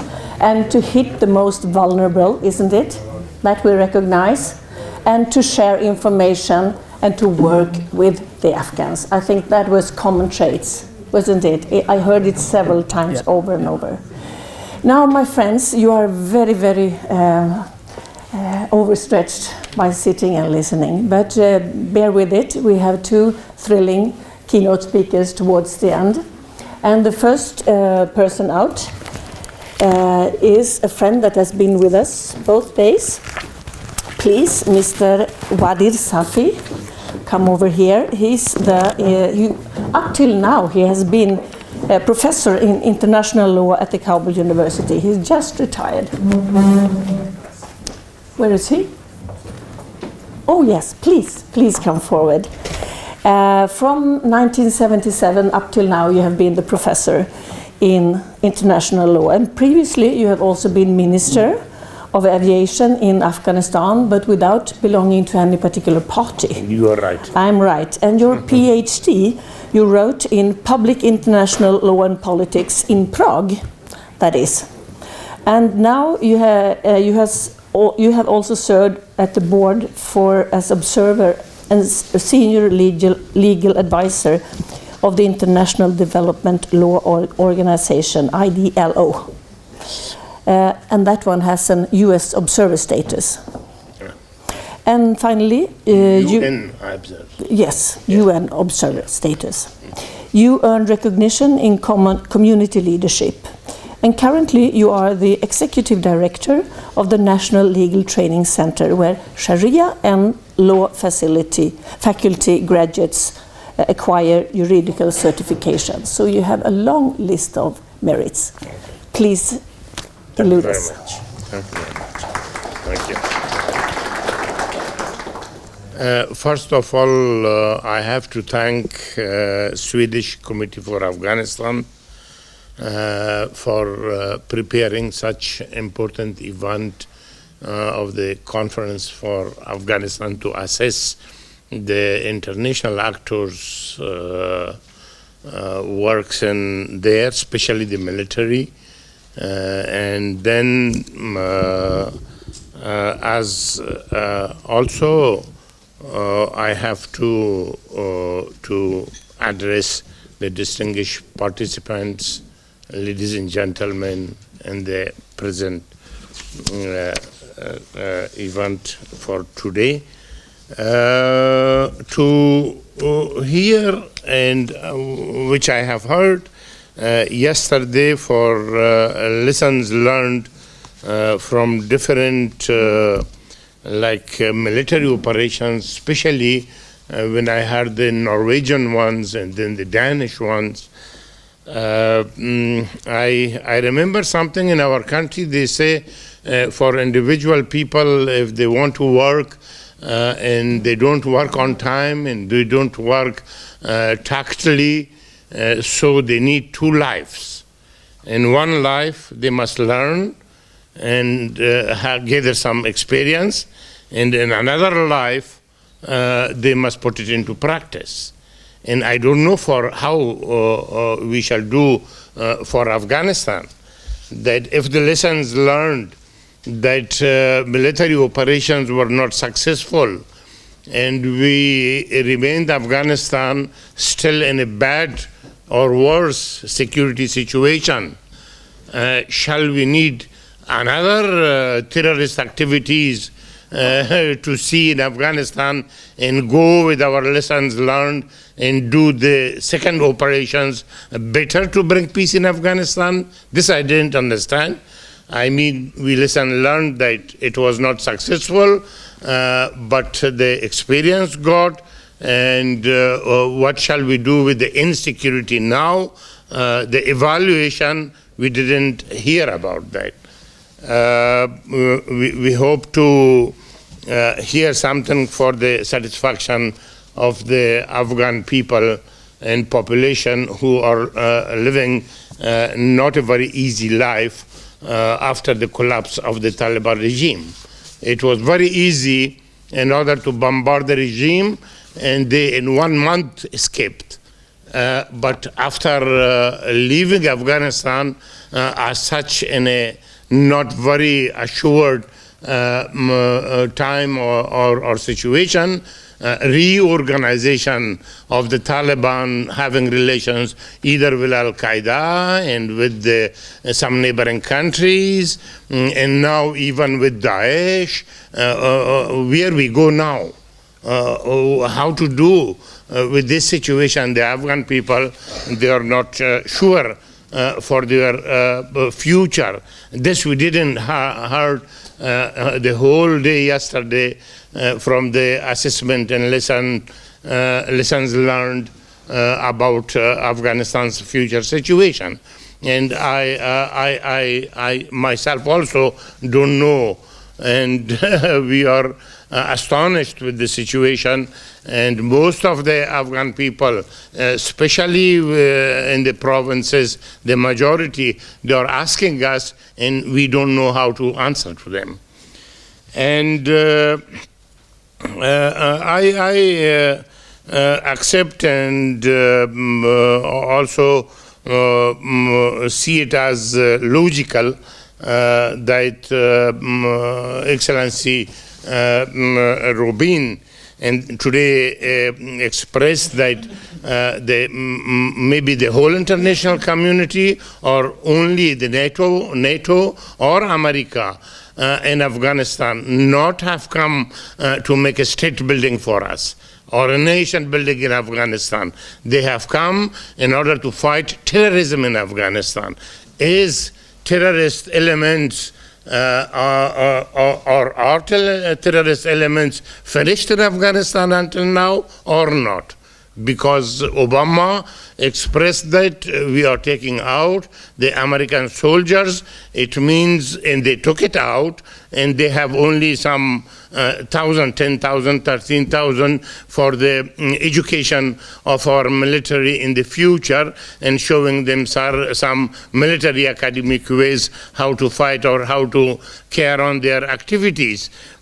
But is the goals achieved by the United States for finishing the terrorists, or Afghanistan not to be the terrorist haven place for the future, that they have left us alone militarily in this fighting and gone? This we don't know yet. We don't know yet. And we have to understand this.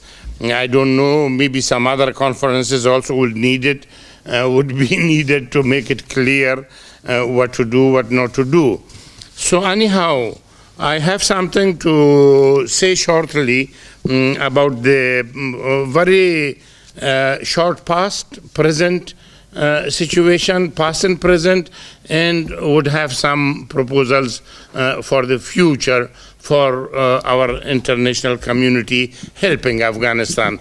Although not in state or nation building, but at least today's sessions, which we heard, and we worked in some committees here and groups here, they are very useful, and I'm sure that those who in these ideas bringing into fore.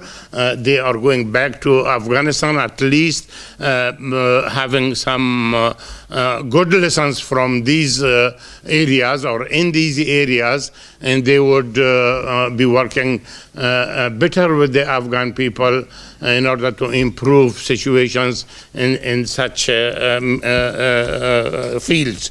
Although the military field is still under question, because after 2014, although the losses and sacrifices of the Afghan soldiers are too many, because they were also very new in fighting against terrorism, but still it is on the shoulders of the Afghan nation and every nation to defend their country.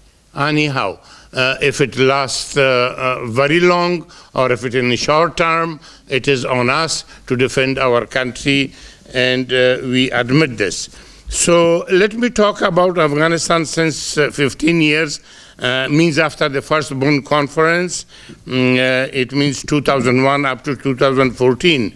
The withdrawal of foreign troops from Afghanistan and after the creation of national unity government up to now, it means nearly end of 2016. After the collapse of Taliban regime at the end of 2001, power was taken over by the government made in Bonn on the ethnic basis in Afghanistan, which couldn't solve even in state building many problems, but created big problems because it was based, the government, on ethnic groups' priorities or concessions on privileges, because there are many ethnic groups living in Afghanistan.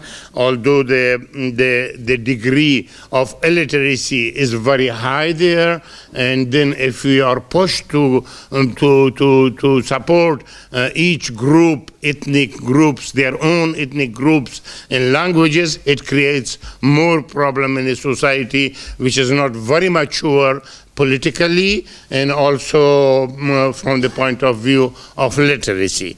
This we face it for the future, and still we are struggling with it.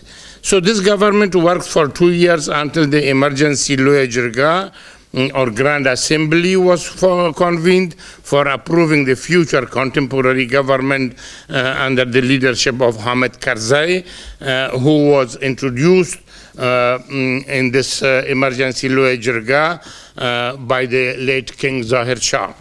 This government worked till the constitutional Loya Jirga, later in 2004, in which the constitution of a presidential regime was approved. And again, they went to the first election there, and the people voted for Karzai in the first election because they saw that the international community was trusting on Karzai, so they voted for him as well without any hesitation, in which the idea was changed in the next or second round of Karzai when they saw what he did and how was his work as a president carry on in that first period.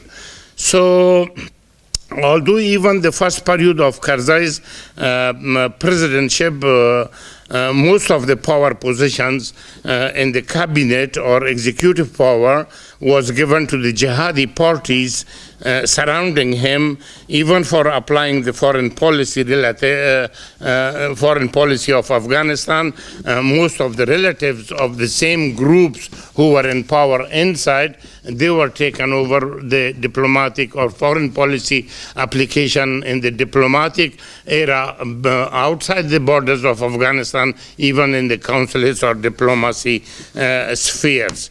Anyhow, up to 2009, the second round of presidential elections, most of the jihadi leaders spread their personal power in the whole Afghan society, and in all 34 provinces, including the capital Kabul, they grabbed private and state properties as lands and houses sold them to others, and built them for the private use for themselves. The parliament was also mostly consists of the members of such parties who used guns and money powers in order to enter the parliament or being the future MPs. The people of Afghanistan complained to the government about their properties taken forcefully from them by warlords. Though Karzai established many commissions officially to solve the problem, but it is yet to be solved. Still we have that problems faced for the Afghan nation. So international community had the leadership of many reforms in security, social, political, and judicial spheres. Their activities were mostly directed towards reforms and enhancing professional capacity of the Afghan people. At the same time, a High Commission of International Community, including representatives of the United Nations Organization, was working on the Afghanistan's National Development Strategy, the so-called, the abbreviation is ANDS. The very big amount of money, the milliards of dollars for the implementation of this strategy were flown to Afghanistan, especially for the judicial reform to bring about the social justice and strengthen the rule of law in this war-torn country. So it means, is it my fault that the time is going to be shorter? Or there is some plot going on? Okay, anyhow. So the most significant historic event who everyone knows now in Afghanistan, it was the peaceful transition of power last September from Karzai to Ghani, but not without some tough events which required John Kerry's intervention and the resultant of the national unity government.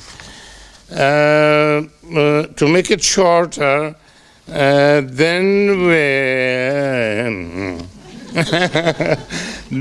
United Nations Security Council holds a meeting about the elections in Afghanistan because the quarrel was going on between the two last ones that they were talking about.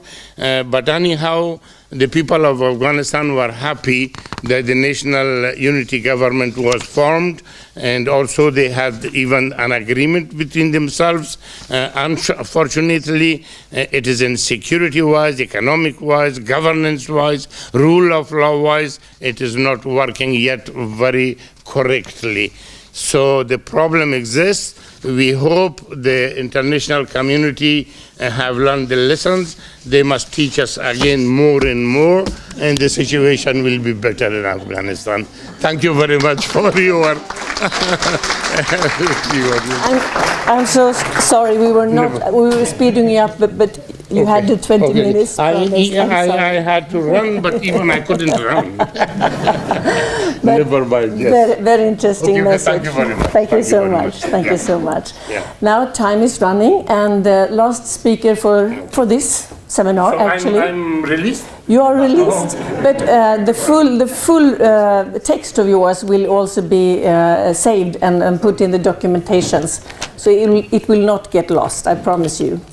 Last speaker, Mr. Carl Eide, he said to me during the day that I don't need any presentation actually, because No, I didn't say that. he said it because no, don't take my word. He didn't say that because he thought that he was so well known, but he is. No, I didn't. But he said so because he's so humble. So don't put a lot of time to that.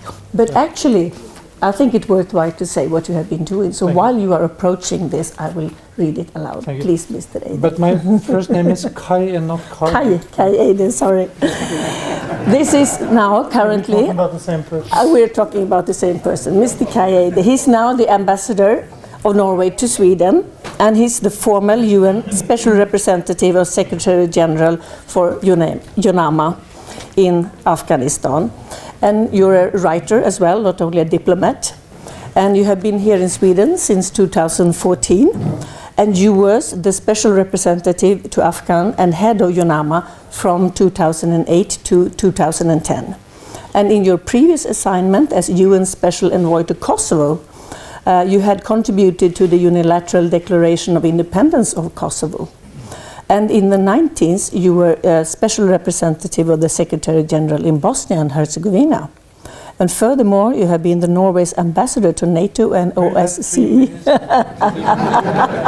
Yeah, that's why he wanted to prevent me from telling this out of humbleness. But let me make it through. It has a piece of importance because you stand on a very solid ground for what you will be saying for us. Furthermore, as well as Norway's ambassador at the International Conference of the Former Yugoslavia. And Mr. Eide has also been active in Norwegian politics and served as a state secretary in the office of the Prime Minister. Very unsuccessfully, the government fell. Now the presentation is over and we are eager to hear your reflections. Thank you, and I understand I have to speak into 3 microphones at the same time, which is a challenge in itself. First, grateful to the Swedish Afghanistan Committee, and I really am, because it is an organization with a very solid and profound reputation in Afghanistan. And I think among the very few that really have been there for a long time and knows the country. I know of 2 that I respect very, very much. Your organization and the Aga Khan Foundation. Both very knowledgeable and have tremendously contributed. Then a few words about lessons learned. Lessons learned. I don't know how many lessons learned exercises I have attended and spoken to. I don't know how many. Over the last 8 years or so, at least, on Afghanistan. And there are very many lessons to be learned. And we have a tremendous ability not to learn any of them, but to go on and make the same mistakes somewhere else. And we already are doing that. And I think we did rather soon after we had started the Afghanistan experience. Or when I left, for instance, when I left Afghanistan, I happened to be involved in Libya. And in Libya, we did some of the same mistakes, not all, but a number. I think in what we see in the Middle East today, we make also some of the very same mistakes. And the most serious mistake is to engage in a country without the knowledge. Without the knowledge. Which is such a profound mistake, such an elementary mistake. You wonder, is it really possible? But that's what we're doing over and over again. And you asked, has any research been made on any of this? You all know this. Everything that's here is written over and over and over and over again in hundreds of research papers. Hundreds. They're being asked, and governments address think tanks and organizations. Can you please deliver a paper on this and that? And they do. But governments then don't have the capacity to read them. And if they read them, they put them aside, and it's forgotten. Thousands and thousands of pages of precisely this. PRTs, for instance, as you mentioned, extensively studied. Extensively studied. Will that make us able to avoid the same mistakes? I don't think so. I would hope, but I don't think so. So some mentioned here, if you don't know where you're going, etc. And there was a famous, wasn't he baseball star, Yogi Berra? Yes. Yeah, he was a catcher. And he once said, if you don't know where you're going, you might not get there. And that's very correct, I think. And sometimes we... He also said, you see, if you get to a fork in the road, take it, yeah. Lack of strategy was mentioned by Barney, and because there has been in most capitals a lack of strategy. There has been the US strategy, and I think we all followed in on that. And what was said in the Norwegian document, I think is pretty correct. Yeah? It's quite correct. Yes, we did all feel the need to demonstrate that we were loyal allies and to contribute. There's nothing strange in that. There's nothing strange in that. But there should also be a different and other motivation driving that would be more adapted to the circumstances we are in. And that I don't think we manage. Let me say, also, we talked about NATO and what NATO did. NATO was how many countries in the end? NATO plus, it was 41, 42, 43 countries participating. Each and every one with its own little strategy. Each and every one. And can you imagine being a commander of ISAF? We in the civilian community was often criticized for not having a common strategy. NATO never had a strategy, a common strategy. It was the US strategy in a sense. And then there was another problem. I was NATO ambassador from 2002 to 2005. And we had twice a week we had discussions on Afghanistan, twice a week. One formal discussion, one informal discussion. In no other fora did you have such frequent discussions, which means also the main set of international discussions was security related and militarily focused, where everything else became elements that were added on, so to speak. There was no other forum that discussed the civilian effort in a systematic way as we discussed the military. I think that is something that should leave us to reflect when in the future we engage anywhere.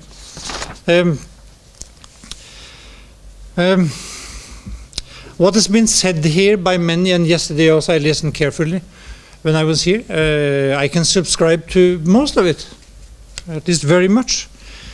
And it is correct, of course, I think was said with regard to substituting Afghan institutions instead of building them. Of course that was that. The PRTs was a very good example of it, but not the only one. It was quicker, faster to do it on our own than to build a basic mistake.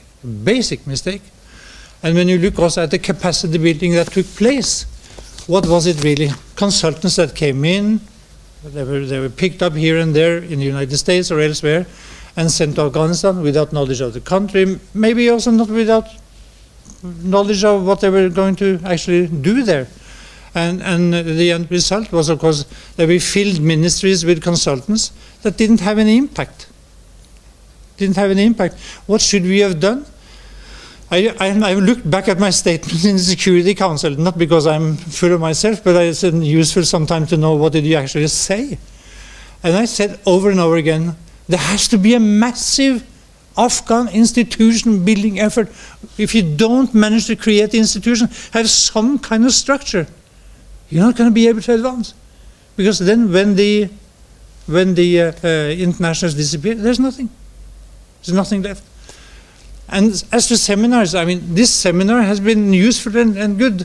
But there are some delegates here from the international community that we have had a seminar, or we are going to organize a seminar about women's participation, about this and that. And then there's a seminar that lasts for one day, and internationals talk and talk and talk and talk and talk and talk, and then we give 10 minutes to the Afghans to talk. I was in Washington for a year. There was a conference there on women's participation, and there were internationals talking all the time. And then towards the end, 5 Afghan women were invited to the scene, onto the scene, to show how they looked. I'm joking a little bit, but it's almost a little bit, only a little bit. It's basically true. That's how it is. How can you possibly provide some kind of knowledge and instruments, tools that are going to last if there's not a sustained and systematic effort? But why is it like that? All of us insisted to have our own seminar. Not only governments, but NGOs. When the Norwegians came with their report, as you heard about, good report. But what happened? There was an atmosphere of denial across the board, from the government to the NGOs, everybody. The government hadn't done anything wrong.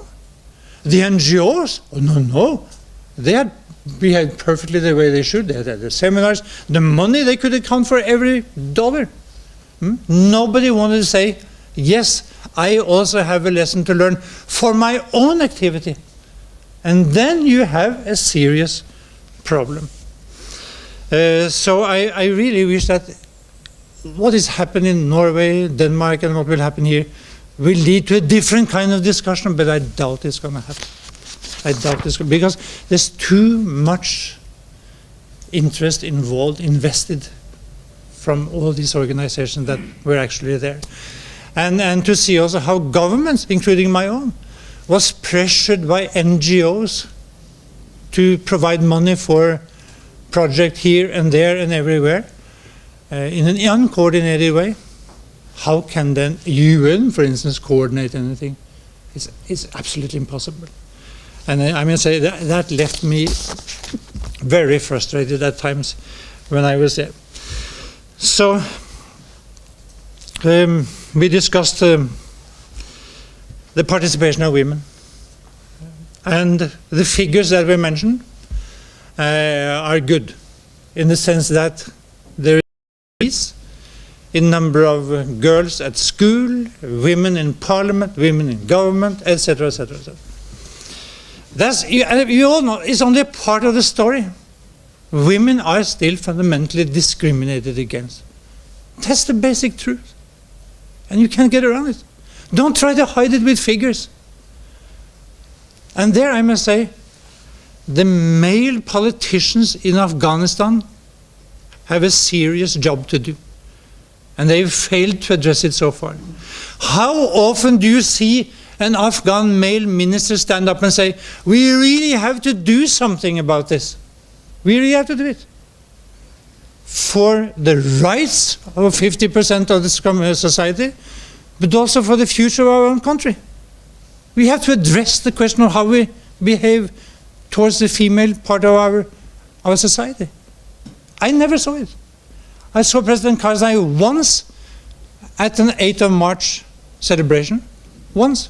Apart from that, never heard anything. What about the current government, ambassador? How often do they stand up, the members, and say, we have to do something? Other than when you have a gross incident that's revealed by the media and becomes a big international thing, a 6-year-old girl that was promised to a 62-year-old man or something like that, 16-year-old woman killed. Then there is a statement. But apart from that, silence. That's a shame. That is a big shame. So that's when I say, talk about the statistics, it's good.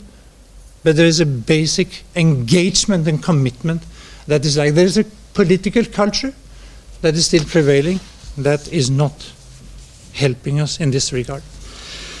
Then transitional justice. Okay, I see that 3 minutes left. Transitional justice. Even in Colombia it was hard. Here also, I hear talk about it. How can you expect any transitional justice as a result of any kind of peace process when in the middle of the power elite you see people who have done the same, committed the same crimes? It's not going to happen, unfortunately. So I have to go quickly on. I think it's correct to criticize the international community. I think the Afghans also have to say to themselves, look, we really have to do something else than what we've done so far. If you don't have clarity and a different kind of determination in Afghanistan, what will happen? A, the international community will have a serious problem when it comes to sustaining its engagement. Serious problem. B, investments will not come. International and Afghan, because there's a lot of money in Dubai and elsewhere that could be invested. 3, the army will lack the motivation it needs to be able to fight efficiently. And 4, the administration will lack direction and strength. 5, the Taliban will find it difficult to engage. Because even in insurgency, you can only give away a concession once, you know? And if you do it, you want to do it towards a partner which is stable and you can trust. will be engaged in a process in a serious way. And so far, when it comes to peace processes, and you talked about women's participation and inclusiveness and all that, so far we haven't even gotten the peace process. Yes, of course, the women have to be included. Yes, there has to be an inclusive process, embracing all society. But first, you have to get it going. I want to say, please give me one more minute, because 2 days ago, the Asia Society came out with a new survey. And I just want to mention that survey briefly. In one way, it is very negative, because it says there's a downward trajectory in national mood, which began in 2013. Only 29% of Afghan interviewed in September 2016 said the country is moving in the right direction. That's serious. That's serious. And other statistics are equally negative. But then towards the end comes something very interesting. Something very interesting. It says confidence in public institutions and NGOs is at a historic low, but there are two institutions that they have confidence in, or more confidence in. It is religious leaders, 66%, and the media, 64%. The media. And then it says that of those who watch television where women participate in different roles, as anchors, as reporters, in documentaries, in movies, whatever, those who watch them have a more positive view of women's engagement in society. And that, in fact, is increasing. And that is interesting, I think. And something which shows that with the spread of media, with social media and so on, there is a process, inevitable process. It's going to go slowly. And then finally, since it was mentioned by some other here, the need to make development projects visible. It also says that of those who are aware through media of projects or projects in their own community, there is a much more favorable outlook with regard to Afghanistan's future. So making our project visible, clearly to the population, obviously is good. So is this doom and gloom, or is it some hope? It's doom and gloom in the sense that I'm very concerned about certain basic trends.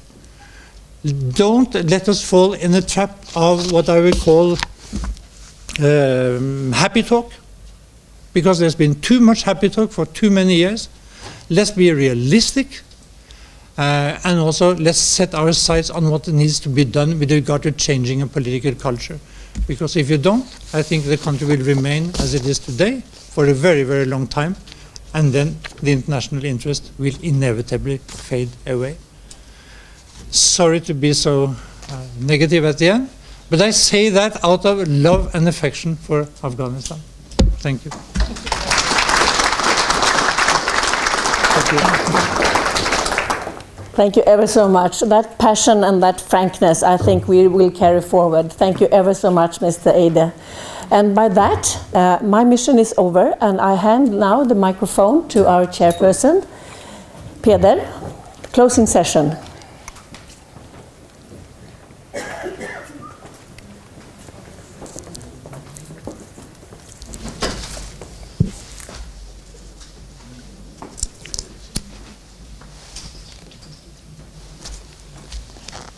Well, it's quite hard to come after Kai, actually. I mean, I prepared a couple of notes, and I'm trying to analyze if I'm going to take them all or if I'm going to skip some of them. Please, my friends, this has been 2 long days. I want to be short, but I have some small thoughts to give to you. SCA is a people-to-people organization, and I really thank the founders of this organization. I wasn't there, that it said that it was a people-to-people organization. I think that is one of our strengths in a very complex environment as it is now. We have discussed, and I think this chart shows that it is an utterly complex situation that we have to deal with. Nevertheless, I take some personal notes from these meetings before Bengt and his colleagues will actually do the real notes. I was intrigued by one little sentence that Mr. Rubin said, and that was good enough relations. Not good relations, good enough relations. And that was in the context of Afghanistan having relations with its neighbors. I think I will take this enough, this little word, and contemplate what that actually means in the future. Because it could be a turning point to just discuss this formulation. The other one I take from this is the long-term perspective. 10 years, said our group discussion. And I'm very happy to hear from the Swedish government yesterday, and of course we knew that in advance, that they have a 10-year program. I would be very, very insecure, very, very sort of wary if I didn't know that there was a commitment from the Swedish government of over 10 years. Have we fulfilled the purposes? I stated 4 purposes yesterday when I welcomed you all. Well, I think we have. We have analyzed the learnings. We have drawn many conclusions actually. We have highlighted the understanding of Afghanistan. We have got many perspectives. But we have one left, and that is to document this. And it falls on the shoulder of Bengt and his colleagues.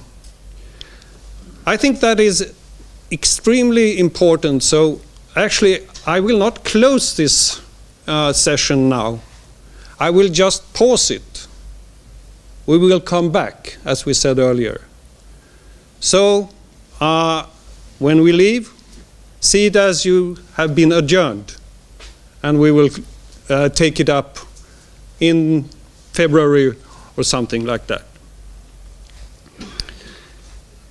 I also want to send my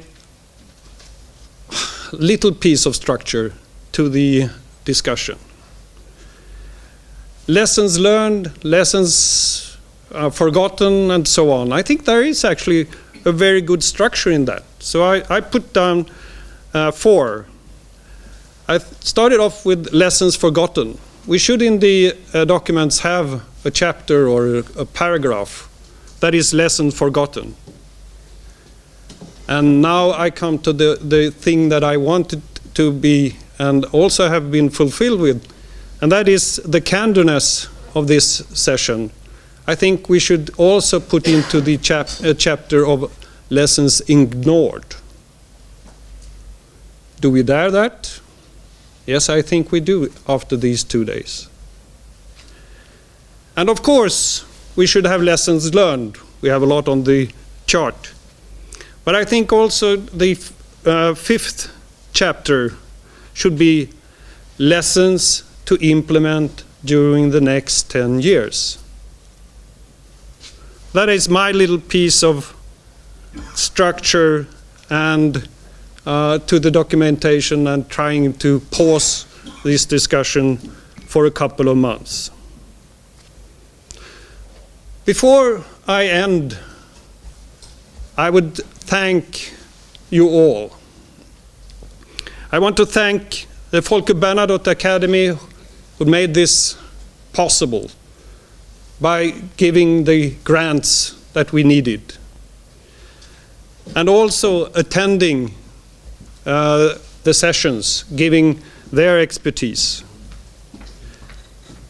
I want to thank the Swedish Postcode Lottery also to supply the means of making this possible. the keynote speakers and the panelists. I can't mention you all, but I really appreciate that you spent the time and prepared for this meeting. The round table moderators, I understand that that was a quite heavy task to perform, and we are really grateful that you took the time, you prepared, and you also gave the justice to the discussions. And of course, all present participants and all those who had to leave because they come from far away and have planes to catch, I would like to extend my deepest thanks to you that you have set aside these 2 days. There is an organization behind these type of activities. So bear with me if I do thank internally also. I would like to thank Anna-Karin, who's sorry for not being present, being able to be here, lying in bed. I'm constantly SMSing and trying to tell her what is happening. And Christer, those two persons are the instigators of this conference. And I think that is actually worth a small applaud, taking the initiative. So an applaud for Anna-Karin and Christer.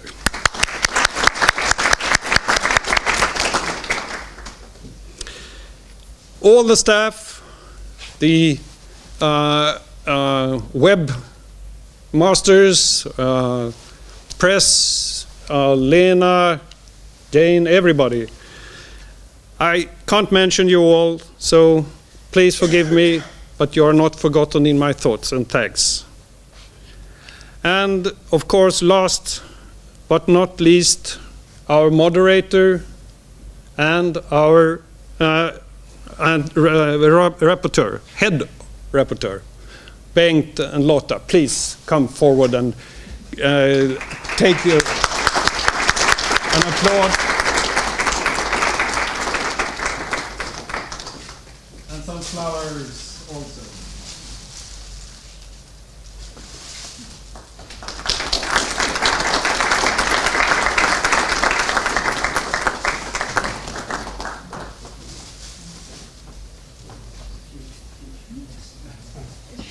So, once again, thank you, and you are adjourned.